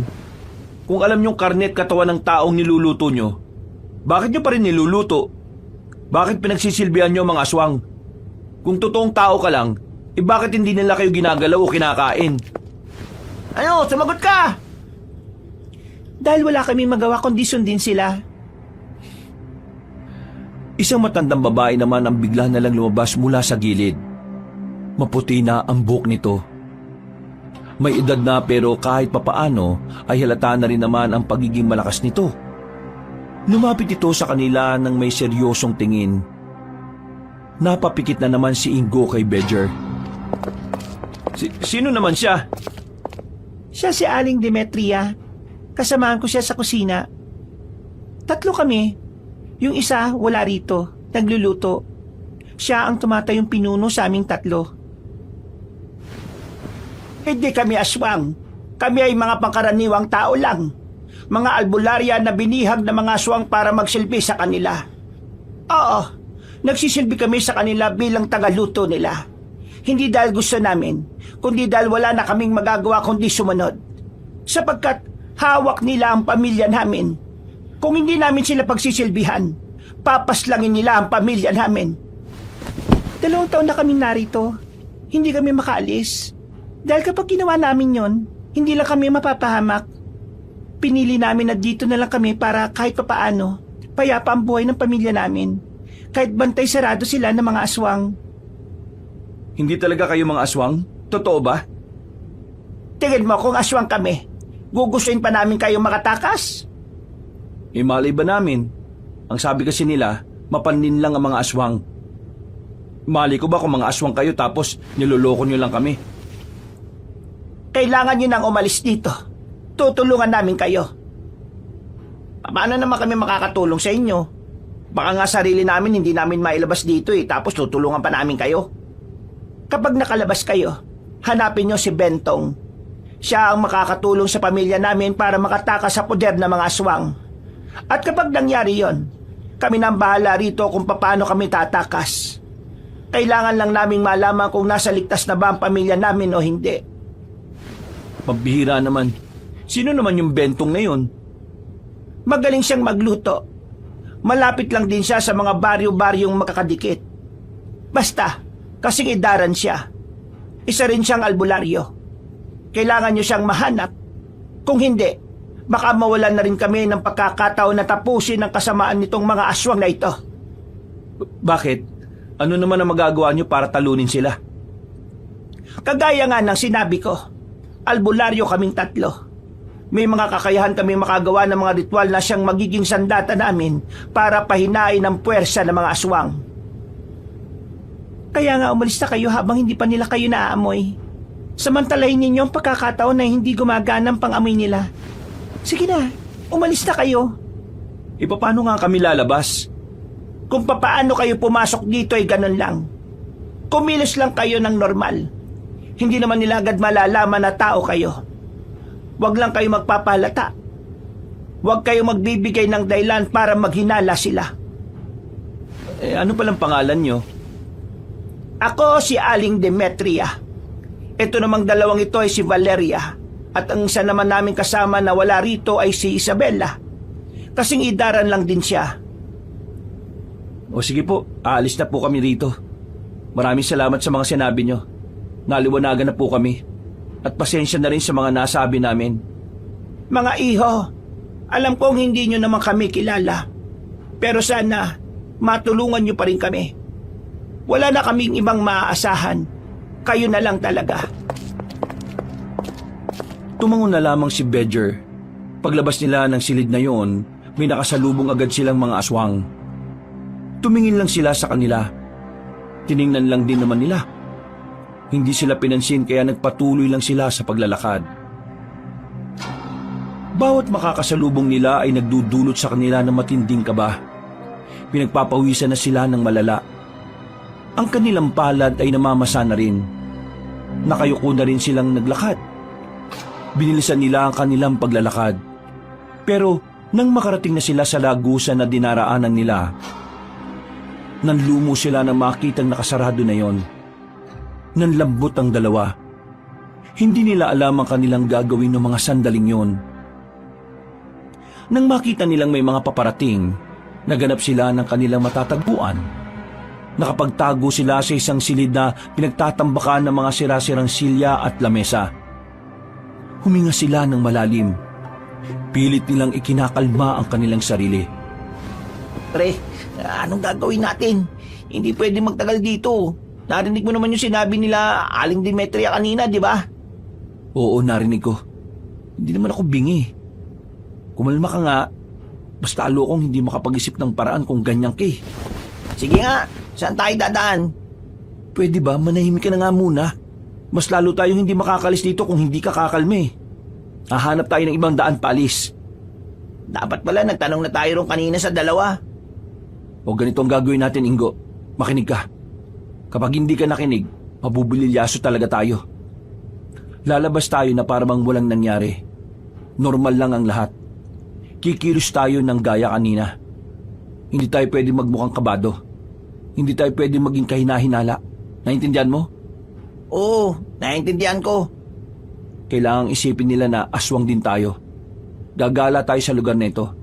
Hahanap tayo ng daan para makakyat na tayo ulit. Tumango lamang si Ingo. Humugot na muna siya ng malalim na paghinga. Paglabas nila ay kaswal lang silang naglakad. Binabati-bati pa nila ang lahat ng makakasalubong. Nagiging epektibo naman ang mga yon dahil napapangiti pa ang mga aswang sa kanila. Nung mga oras na yon, bungakala nila ay magiging maayos na ang lahat. Pero isang pangyayari ang sumubok sa kanilang katatagan. Meron silang nakasalubong na aswang na lasing. Meron yung dalang bote at baso. Tumigil yon sa harapan nila. May mga kasama pa ito kaya hindi agad sila makadaan. Mukhang bago kayo dito. Sino kaya? Anong pangalan niya? Total bago kayo rito. Inumin niyo tong alak na ito. Ito ay bagong timpla lang sa kabilang tribo. Pinagalong ubas at dugo ng taong buntis. Nang marinig nilang dalawa ang sinabi ng lalaki, umarangkada na naman ang kanilang kaba. Batid nila kapag tinanggihan nila yon ay maaring magduda yun sa kanila. Tiningnan nila ang mga kasama ng lalaki. Masama ang tingin sa kanila ng mga yon. Kaya naman, kahit na alam nilang hindi nila kakayanin uminom ng dugo ng tao, ginawa nila yon dahil kailangan. Kinuha nila ang baso at uminom sila. Tigkalahating baso sila pero pinilit nilang inumin. Umalis sa mga aswang na patawa-tawa pa. Nang masigurong wala na mga yon, pumasok sila sa isang bakanting silid at doon isinuka ang kanilang ininom. Hindi nila masikmura na uminom sila ng dugo ng tao. Kung pwede nga lang nilang dukutin palabas ang ininom, ay gagawin nila. Pulang-pula ang mukha ng dalawa dahil doon. Pero kahit na ganon, malaki na rin ang pasasalamat nila dahil nagawa nilang lampasan yon. Pre, pakiramdam ko kapag tumagal pa tayo rito, magiging aswang na rin tayo eh. Kaya nga kailangan na natin makalabas dito. Hindi rin tayo pwedeng abutin ng gabi rito.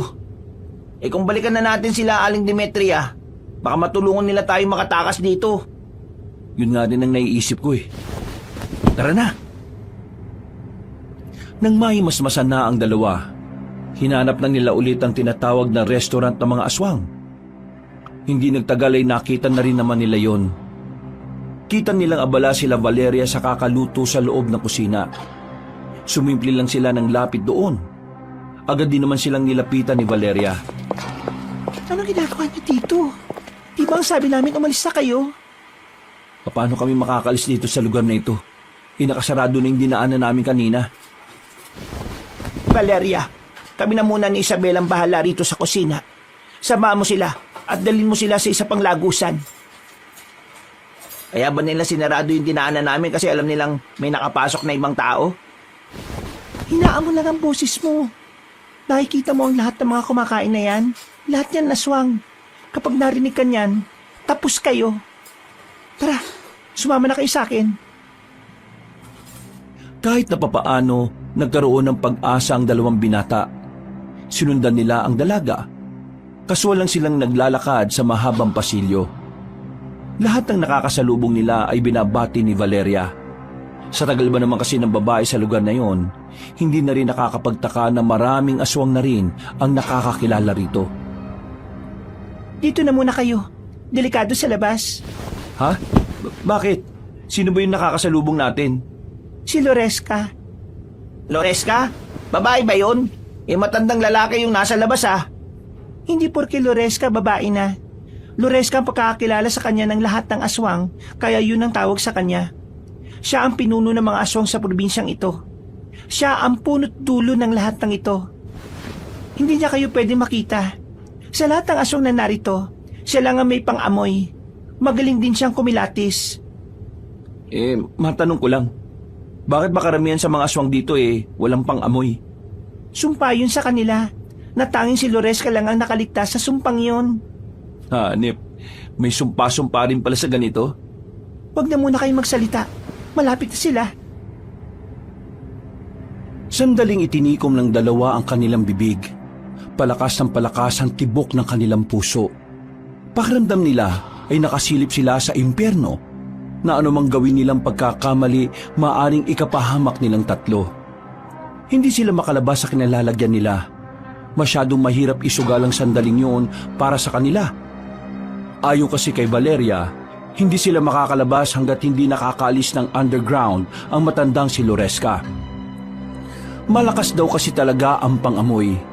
At baka rin may ibang magduda dahil hindi nga pamilyar ang mukha ng dalawang binata.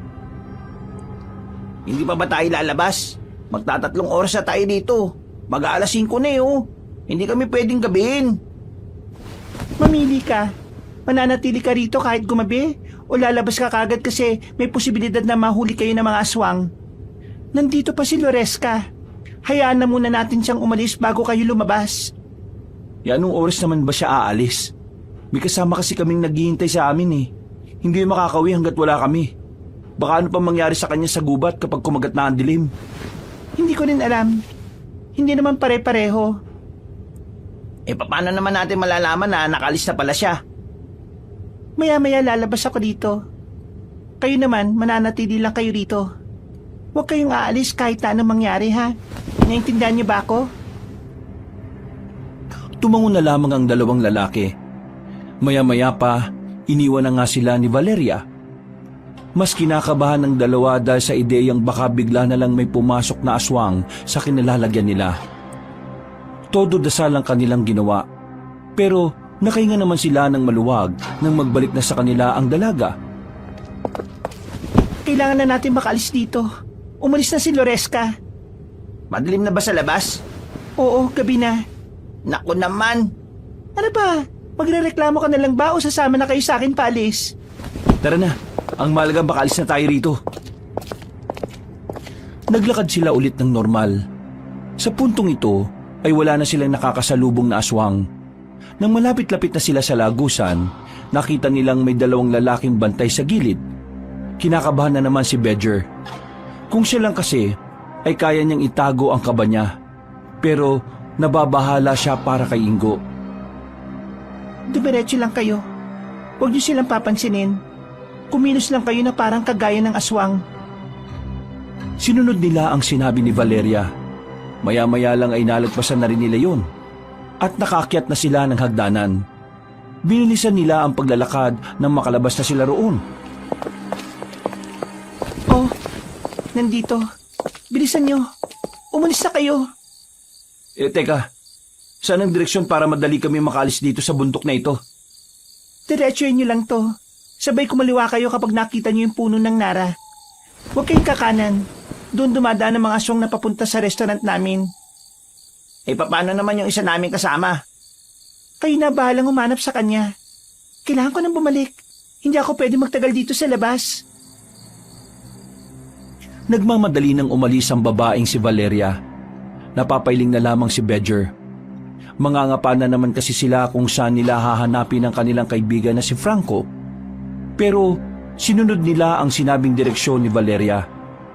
Dumiretso sila hanggang sa makita na nga nila ang puno ng nara. Bago sila kumaliwa, nakita nila ang grupo ng aswang na paparating. Nagtago sila sa gilid ng punong nara. Nagtindigan ang kanilang balahibo nang makita nilang may bitbit na namang tao ang mga yon. Dahil sa liwanag ng mga lamparang dala ng mga yon, nakita pa nila ang umaagos na dugo mula sa katawan ng mga bitbit na tao. Grabe, ang dami na yata nilang nabibiktima. Kawawa naman yung mga taong yun. Kaya nga napapaisip din ako eh. Napapaisip na ano? Napapaisip ako kung tutulungan ba natin sila Valeria. Kasi kung tutulungan natin sila, baka may tsansang mapigil ang mga ginagawa ng mga aswang. Saan na natin pag-usapan yan? Ang unahin natin, paano natin mahanap si Franco? Kapag may nangyaring masama sa isang yun, siguradong kasalanan natin. Bilisan mo pre, baka mamaya may makakita pa sa atin dito. Ito na nga, binibilisan na nga eh. Madilim ang dinaanan nila, kaya hindi naging ganun kadali ang mga sandaling yon para sa kanila. Bawat hawi nila sa mga halaman ay nasusugatan sila dahil sa mga tinik na nakalitaw roon. Tumagal na sila ng halos kalahating oras sa kakahanap ng lugar na pinag-iwanan nila kay Franco. Pero nang dumating sila roon, wala na ang lalaki. Ang tanging naroon na lamang ay naiwanan ni Franco ang lalagyan ng tubig. Agad na dumaloy ang kaba sa dalawang binata. Nagsumiksik agad sa utak nila na baka may nangyaring masama sa kanilang kaibigan. Kaya naman, hindi sila nagsayang ng oras. Nilibot nila ang paligid. Pero sa kasamaang palad, wala silang nakitang Franco kahit na anino lang nito. Ito na nga ba sinasabi ko, pre? Paano pala kung isa si Franco sa bitbit ng mga aswang kanina? Paano kung nakuha na siya ng mga aswang? Paano kung wala na... Tumigil ka nga! Hindi nakakatulong yung kakaisip mo ng ganyan eh. Kasalanan ko to eh. Kung di ko na lang sana sinabi na gusto ko makakita ng aswang, hindi sana hindi tayo makakaisip na iwan siya. Kasalanan ko to. Kasalanan ko. Tumigil ka na nga! Sinampal ni Bedja ng malakas si Ingo. Sa ginawa niyang yon ay tila naalog ang utak nito. Dahilan para matauhan ang binata. Kumalma ka lang, okay? Kalma! Nararamdaman ko na nasa maayos siyang kalagayan. Hindi siya mapapahamak. Kailangan lang natin maging positibo. Naintindihan mo ba ako? Eh, anong gagawin natin ngayon? Hindi tayo uuwi hanggat hindi natin nakikita si Franco. Tumango na lamang si Ingo bilang pagtugon. Nang maging kalmado na si Ingo, ay pinagpatuloy na rin nila ang paghahanap kay Franco. Pero hindi pa man sila nakakalayo, naririnig na nila ang tinig ng binata na sumisigaw-sigaw ng tulong. Ilang sandali pang nabangga sila nito. Nagkauntugan si Bedger at Franco.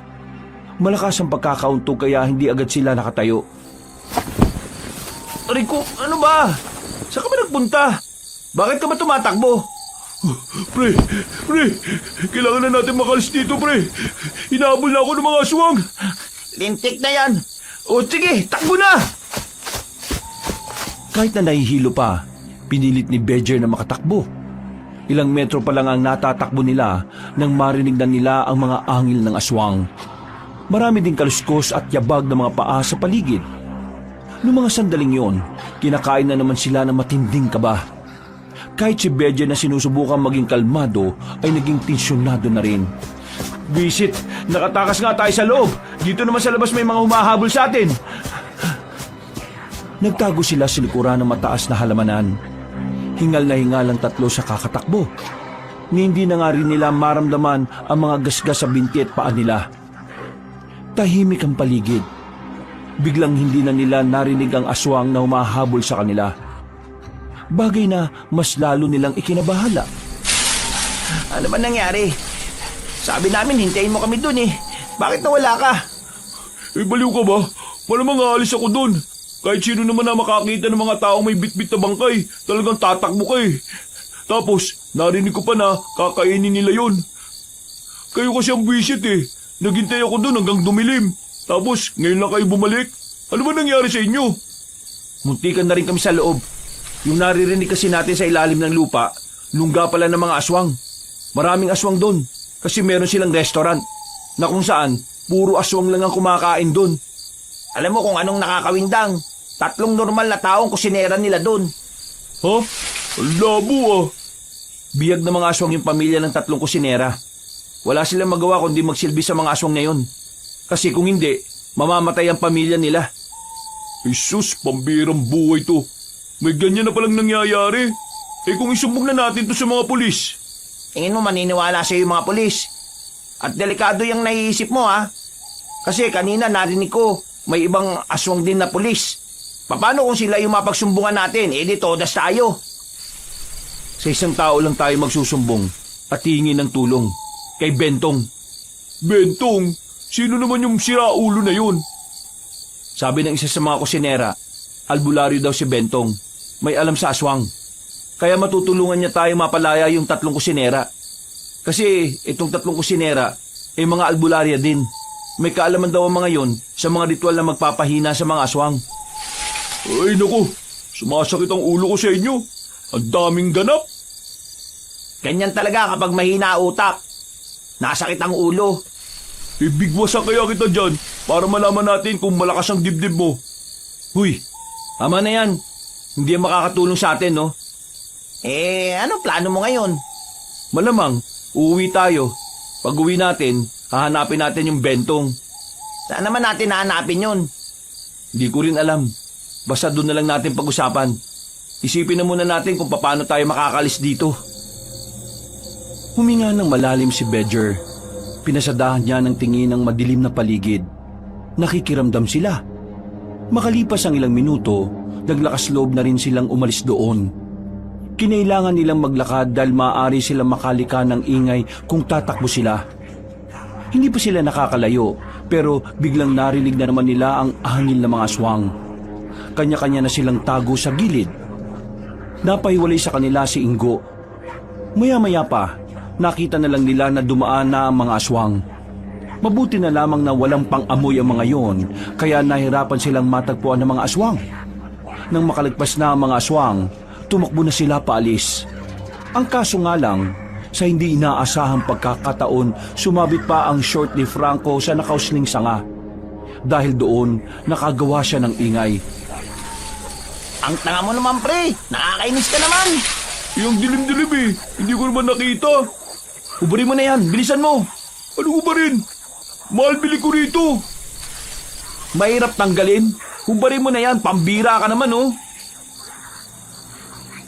Dahil walang balak si Franco na hubarin ang short na yon, ay si Ingo at Bejer na lamang mismo ang nagalis nun. Agad silang tumakbo habang hawak-hawak ni Franco ang brief nito dahil maluwag ang garter. Mga buwisit kayo.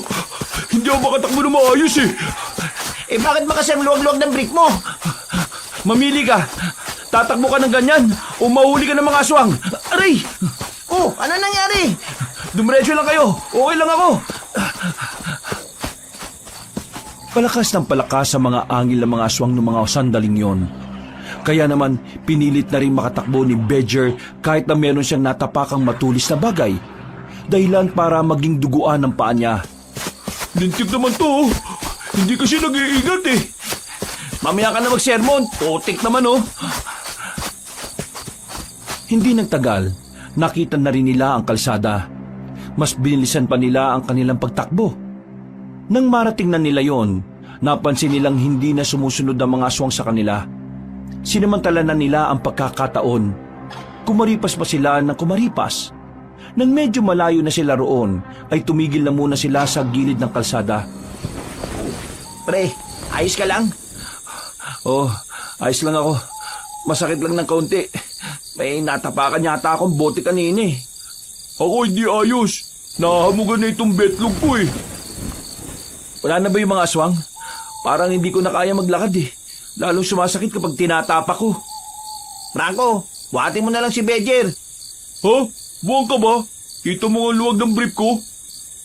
Buhatin mo na si Bejer. Ako nang hawak sa brief mo para hindi malaglag. Wag na. Magpahinga na lang muna tayo. Maya-maya eh, kaya ko na ulit maglakad. Pasensya na kayo ha. Pasensya sa alin. Pasensya na kasi nadamay pa kayo dito. Ako lang naman ang may gusto makuha yung mga sangkap eh. Pero pati tuloy kayo, nasa alanganin din ang buhay nyo. Ano ka ba? Hindi ka naman namin sinisisi, no? Kahit na, kung hindi nyo ako sinamahan, wala kayo dito. Hindi kayo malalagay sa ganitong senaryo.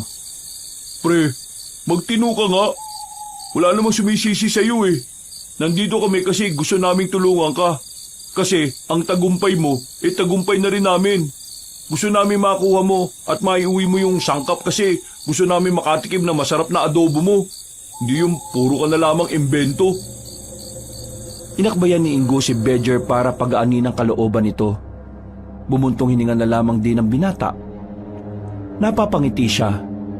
Nagpapasalamat siya dahil kahit na hindi naging maganda ang paglalakbay nila, hindi pa rin nagagalit sa kanya ang dalawa niyang kaibigan. Ang problema natin ngayon, paano tayo uuwi? Saan kaya dito yung dadaanan natin? Tingin ko dito eh. Oo, dyan siguro. Dyan na lang tayo dumaan. Pero mas maganda siguro kung magpapaumaga na tayo dito. Saan tayo matutulog? Doon oh. Tinuro ni Bejer ang lumang waiting shed sa kabilang kalsada. Lumapit sila roon at inayos nila ang mga nakatambak na kahoy doon. Naglatag na lang din sila ng dahon ng saging na nakuha nila sa gilid ng kalsada. O sige na, pahinga na muna kayo. Ako na lang muna magbabantay. Franco, pre, gusto mong palit muna tayo ng brief? Sira ulo ka ba? Nanahimik na lamang sila ng mga sandaling yon. Sinamantala nila ang katahimikan ng gabi para magpahinga. Pero kahit na anong gawin nila, hindi pa rin sila makatulog. Hindi sila komportable sa lugar. Pre, kumusta yung sugat mo? Masakit pa rin, pero buti tumigil na sa paglabas ng dugo. Kung hindi mo pa rin kayang maglakad mamaya, ipapasa na lang kita. Basta, pairam ng short mo Loko, di ako naman yung nakabrief lang. Alauna na madaling araw noon, hindi pa rin nawawala ang kaba nila sa dibdib. Nakakadagdag pa sa pananayo ng kanilang balahibo ay ang malamig na simoy ng hangin. Pero wala silang magawa. Hinintay na lang talaga nilang sumapit ang kinaumagahan, saka pa lang sila nagkaroon ng lakas ng loob umalis. Sa kanilang paglalakad, may tricycle silang nasakyan. Naawa sa kanila ang driver nang malaman na sugatan si Bedger. At nang makitang walang short si Franco. Mga bandang 8:00 ng umaga, nakabalik na rin sila ng kanilang baryo. Agad silang nagtungo sa bahay ni Bedger para makapagpalit ng suot. Nilinisan na rin nila ang kanilang mga sugat, lalong-lalo na ang kay Bedger. Pagsapit ng tanghali, biglang sumakit ang paa ni Bedger, pero sakto naman na napadaan sa bahay niya si Mang Ben. Nalaman na meron siyang sugat sa paa. Bukod pa rito, nilalagnat na rin si Bedger. Hindi nagdalawang isip ang matandang si Ben na tulungan sila. Inasikaso nito si Bedger gamit ang mga halamang gamot na binalikan pa nito sa bahay. Nagtataka nga sila nung oras na yon kung bakit parang mahusay na manggagamot si Mang Ben. Samantalang ang pagkakaalam lang naman nila ay masarap itong magluto. Dakong 12:00, naging maayos na rin ang pakiramdam ni Bedger. Namamangha si Bedger para kasing may himalang nangyaring nawala na ang lagnat niya. At hindi na rin masakit ang sugat niya sa paa. Naitutukod na nga rin niya ang kanyang paa. Mang Ben, maraming salamat ha. Ang galing mo. Nawala agad yung kirot ng paa ko. Pero, doktor ka ba? Bakit may alam ka sa ganito? Oo nga, iba kilos mo eh. Marunong ka, Mang Ben. Mang Ben, albularyo ka ba? Kasi ganyan na ganyan yung mga albularyo na napapanood ko sa pelikula eh. Ako, albularyo. Bakit ko kailangang sagutin ang mga tanong na yan? Hindi mo naman kasi kailangan sagutin. Namangha lang kami sa'yo. Hindi ka lang pala magaling magluto, magaling ka rin manggamot. At saka, kung albularyo ka kasi, itatanong sana namin kung may kilala kang Mang Bentong. Nang sabihin ni Bedger ang pangalan na yon, ay nagbago ang reaksyon ng mukha ni Mang Ben. Sumeryoso ito bigla. Akala tuloy ng 3 binata ay meron silang nasabing hindi maganda. Mang Ben, bakit? Galit po ba kayo kasi tanong kami ng tanong? Hindi ako galit. Pero saan nyo naman nakuha yung pangalang Bentong? Nagkatinginan ng 3 magkakaibigan. Naguguluhan sila sa naging reaksyon sa kanila na matandang si Ben. Maniniwala po ba kayo sa sasabihin namin? Ay bakit? Ano bang meron? Nung kinuha namin yung sangkap na sinasabi nyo, meron kami natuklasan na underground. Yung underground na yon, lungga ng mga aswang. Tapos, meron silang sikretong restaurant doon. Mga aswang ang kumakain doon. Pero yung mga kusinera, 3 albularya. Si Aling Demetria, siya ang nagsabi sa amin na hanapin namin si Mang Bentong para tulungan silang makalaya at makaligtas ang pamilya nila. Kailangan daw nila makalis doon kasi sila ang gagawa ng ritual para mapahina yung mga aswang eh. Si Demetria? Buhay si Demetria? Bakit o? Kilala niyo ba si Aling Demetria? Abay, oo naman. Kaibigan ko yun eh. Eh di kilala nyo si Mang Bentong. Ako si Mang Bentong. Kayo? Paano? Ah, tama. Mang Ben. Tapos, Mang Bentong. Diyos ko, hindi namin naisip yun ah. Pinaiksing Ben yung Bentong. Eh, wala naman kasi sa itsura mo na albularyo ka eh. Eh, ano palang nangyari? Kwento mo nga sa amin. Magkakilala na kami noon pa. Magkakasama kami sa isang organisasyon. Pero nabuwag kami nung mamatay ang mga kasamahan namin ng dahil sa mga aswang na yon. Mula noon, nawalan na ako ng balita sa kanya 4 na taon na nakakalipas. Ang akala ko, namatay na siya dahil sa balitang may sumugod na mga aswang sa bahay nila doon. Dahil doon, iniwan ko na ang pag-aalbularyo at saka pinasok na itong pagluluto. Sabi ko, hindi na ako babalik sa pag-aalbularyo dahil wala na nga mga kasama ko. Pero ngayon naalaman ko na buhay pa si Demetria. Bigla ako nabuhayan ng loob eh. Eh teka, sabihin nyo nga sa akin, saan nyo siya nakita? Sa isang underground nga, maraming aswang sa ilalim. Natatandaan nyo pa ba yung papunta ron? Ililigtas ko sila. Pero ang sabi sa amin ng matanda, kailangan daw munang iligtas natin yung pamilya nila. Ang pamilya nila? Bakit? Wala namang nangyari masama sa kanila. Anong ibig niyo sabihin? Ipamilya nga nilang dahilan kung bakit ayaw nilang umalis doon. Kasi natatakot sila na baka kung anong gawin ng mga aswang sa pamilya nila kapag iniwan nila yung lugar na yon. Kung gano'n matagal na pala silang niloloko ng mga aswang. Walang nangyari masama sa pamilya nila. Ang pamilya ni Demetria umalis na at nagpuntang Maynila 1 taon matapos siyang mawala. May kasama siyang 2 albularya rin. Nakakalimutan ko nga lang yung pangalan Pero yung pamilya rin nila, nasa maayos na kalagayan naman ngayon. Kung minsan nga napapadaan ako ron, kaya kinukuha kong hurado sa pasarapan ng luto. 4 na taon na pala silang nililin lang ng mga aswang. Roger, kaya mo na ba talaga maglakad? Kailangan na natin iligtas si Aling Demetria. Oo, kaya ko naman.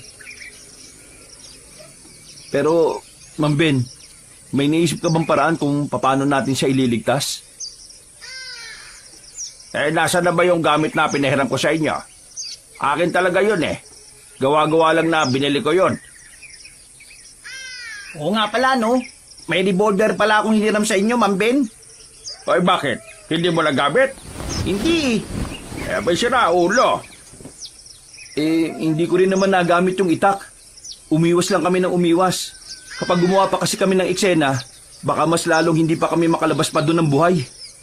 Mga iho, kung ayos lang sa inyo samahan nyo kung iligtas sila Demetria. Wala akong ibang maasahan sa bagay na ito kundi kayo lang na nakakaalam. O sige, sama ako.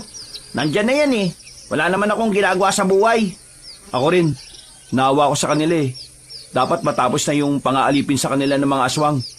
Ikaw? Matapos sa mga nangyari, hindi ko alam kung sasama pa ako. Muntik-muntikan na ako mamatay Mas maganda na sigurong huwag ka na nga sumama. Delikado talaga Oo, doon ka na lang sa inyo. Matulog ka na lang. Hindi ka ba nahihiya? Itong 2 kaibigan mo sasama tapos ikaw hindi. Bakit naman ako mahihiya?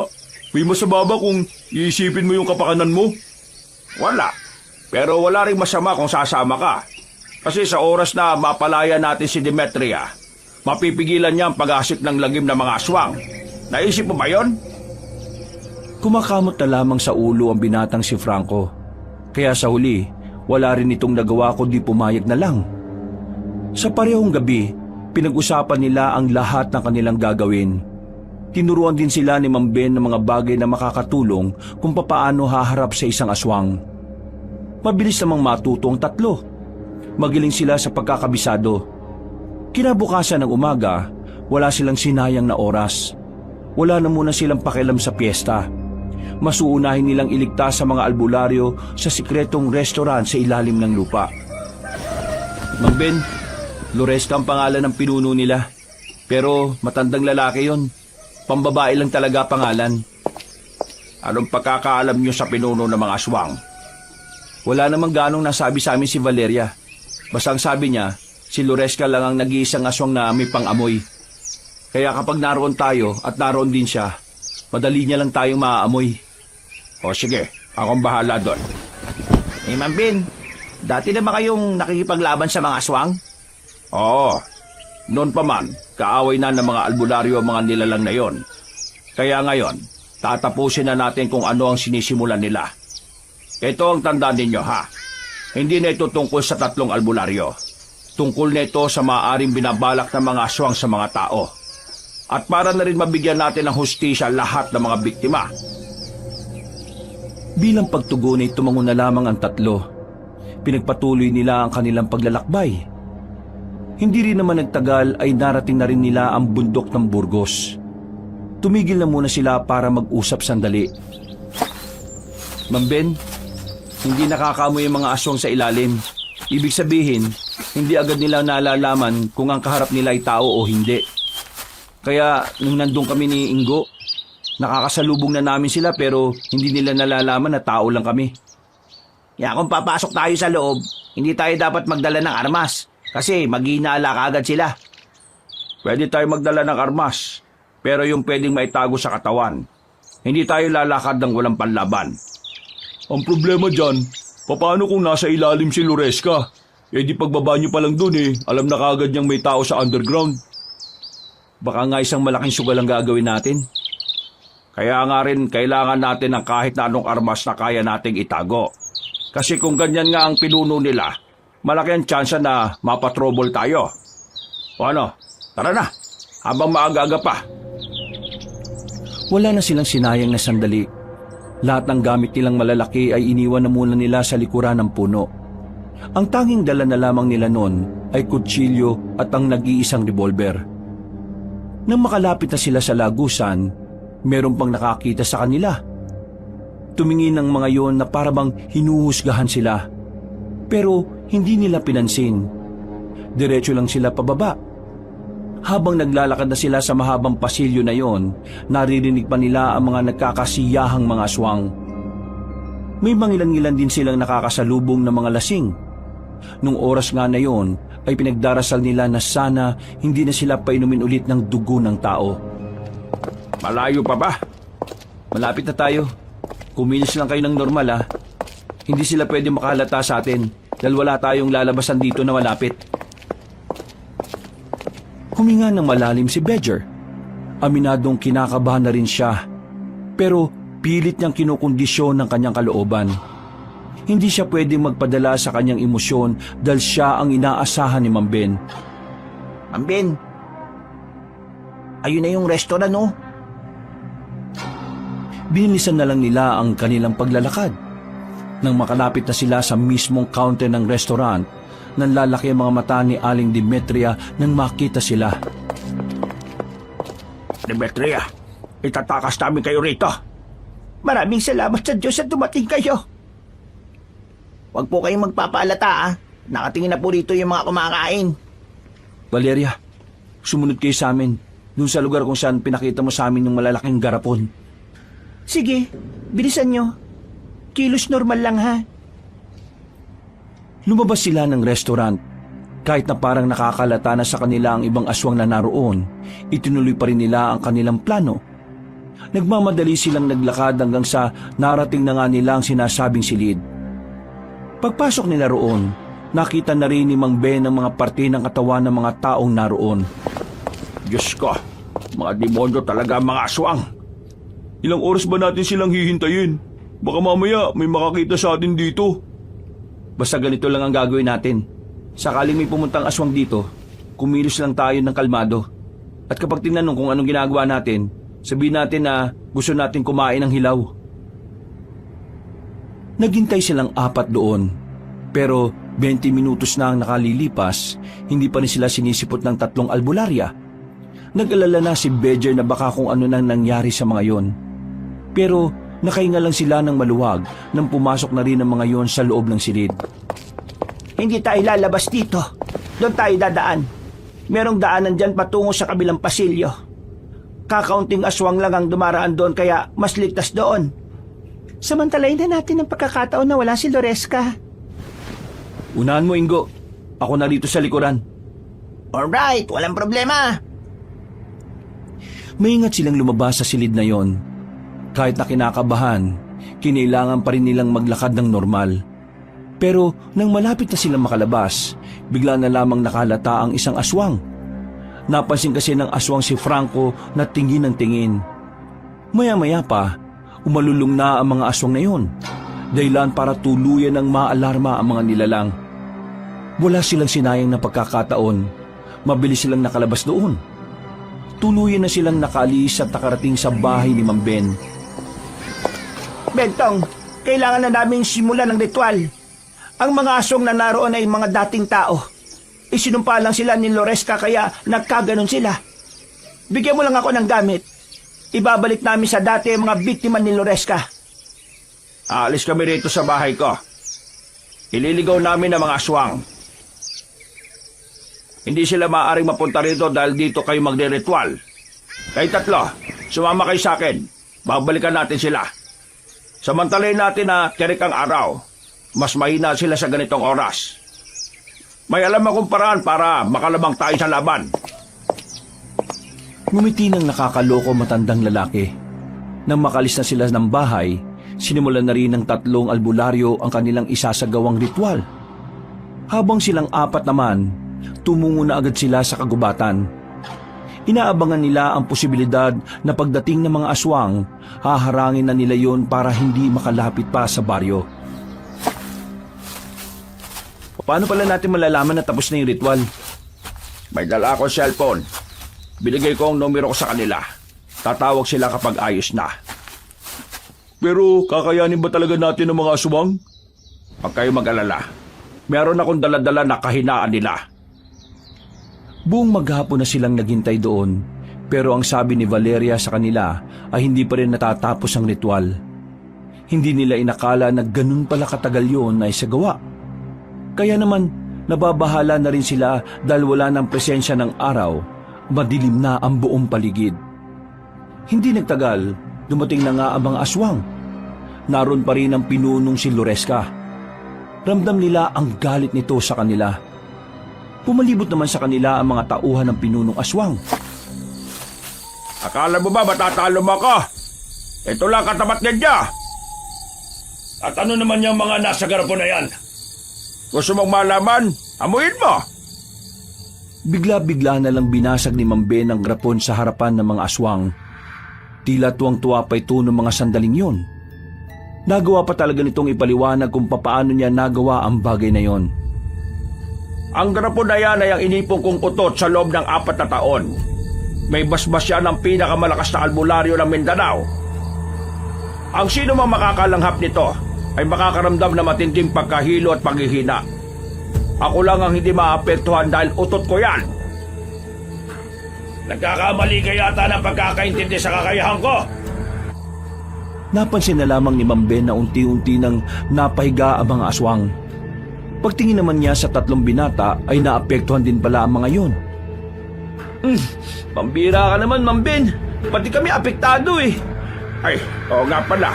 Nawala sa isip ko. Pero ayos na yan. Ang malaga, maglalaban kami nitong matandang to ng kami lang. Manda ka! Lumusob na si Mang Ben. Tinaga niya yon ng ilang beses. Pero nagagawa siyang ilagan ni Loresca. Nang mahawakan nito ang kanyang kamay, agad siya nitong hinila at binuhat. Binalibag siya sa lapag na parabang isa lang siyang papel. Tumama ang likod ni Mang Ben sa lapag. Pero sinubukan pa rin itong makabangon. Muli itong umatake. Pero sa puntong yon ay kamao na lamang ang gamit nito. Kaso nahawakan siya ulit ni Loresca. Napatingin si Mang Ben na makakuha ito ng tamang pagkakataon. Nasuntok niya sa mukha ang aswang. Nanggigigil ito sa kanya. Tuluyan ng pumangit ang itsura ni Loresco. Galit na galit ito habang nagpapalit yun ng anyo. Kinuha ulit ni Mang Ben ang itak. Tinaga niya yon pero agad ulit yung nakailag. Walang iya ka! Mailap ka pala talaga! Ang aswang naman ang umatake sa kanya. Hinuwakan siya sa damit. Akmang ililipad siya sa itaas pero sinuntok niya ang aswang sa pagitan ng hita. Nabitiwan siya agad nun. Namimilipit sa sakit ang aswang. Wisit ka! Bakit mo ako pinayagan? Baka hindi na ako magkaanak nito Magtigil ka nga, aswang ka! Matanda ka na! Hindi na titigas ang manoy pa! Bakit ganyan kayo mag-usap? Magkaibigan ba kayo? Wala akong kaibigan na ganyang kapangit! Manda ka sa akin, aswang! Tatapusin na kita! Muling tinaga ni Mang Ben si Loresca, pero nakailag yon sa kanya. Umatras ang aswang, pero bigla itong nawala ng balanse kaya natumba si Loresca. Malakas ang pagkakabagsak nito. Tumama ang ulo nito sa bato. Nagtataka sila kung bakit hindi na yung bumangon. Nang lapitan niyo ni Mang Ben, napagtanto niyang wala na yung malay. Hindi man lang ako pinagpawisan. Nakakadismaya naman tong laban na ito. Namatay dahil sa bagok yung kalabang ko eh. Mang Ben, hindi pa rin kami makabangon. Ang baho talaga ng utot mo. Mang Ben, sa likod mo. Huwag ka muna magdiwang. Nanlaki ang mga mata ni Mang Ben na makitang bumangon ng mga aswang. Pero hindi na itsurang aswang ang mga yon. Bumalik na sa dating anyo. Mga kapwa nagtataka kung ano ang mga nangyari. Wala silang maalala. Tapos na ang laban natin. Nakabalik na sa dati ang mga isinumpang aswang. Hanggang sa makauwi sila sa bahay nila Mang Ben, hindi pa rin makapaniwala si Bedger sa mga nangyari. Kahit na nanalo naman sila sa laban, parang hindi niya kayang tanggapin na sobrang daling namatay ang pinuno ng mga aswang. Ang inakala niya kasi, mas malalagay sa alanganin ang buhay nilang lahat. Pero sobrang layo ng nangyari sa inaasahan niya. Ganun pa man, masaya na rin siya dahil nakatulong sila sa misyon ng mga albularya. At dahil na nga rin doon, payapa na ulit ang kaisipan ni Bedger. 2 araw matapos matalo ang pinuno ng mga aswang, sumabak na ulit si Bedger sa kompetisyon ng pagluluto. Yun na ang huling araw ng pista. Kaya yun na rin ang huling kompetisyon na gusto niyang ipanalo. Natapos ang paligsahan. Nabigo na naman siyang manalo. Tinulungan na siya ni Aling Demetria at Valencia. Pero kahit na ganoon, wala pa ring nangyari. Kahit kasi nilagyan nila ng mga bagong sangkap ang adobo, hindi pa rin talaga siya matahimik kaya nilagyan niya ulit ito ng pechay. Napapakamot na lamang sa ulo si Mang Ben sa kanya. Ganon din naman ang dalawa niyang kaibigan. Hindi man niya nasungkit ang pagkapanalo, kahit na papaano ay masaya na rin siya dahil natulungan niya sina Aling Demetria at Valeria. Mula noon, wala ng aswang ang nagpakita sa kanilang lugar. Ang sikretong restaurant naman ay sinunog na rin nila para hindi na magamit pa ng iba. Sa mga sumunod na taon, nakakakuha na rin naman ng pagkapanalo si Bedger. Pero ang mas mahalaga na lang sa kanya ay meron na siyang ulit panibagong pamilya. Pamilyang matatawag niyang tahanan kahit na hindi naman sila makakadugo. Pamilyang maaari niyang masandalan sakaling muling magkaroon ng puwersa ng kadiliman. Wakas,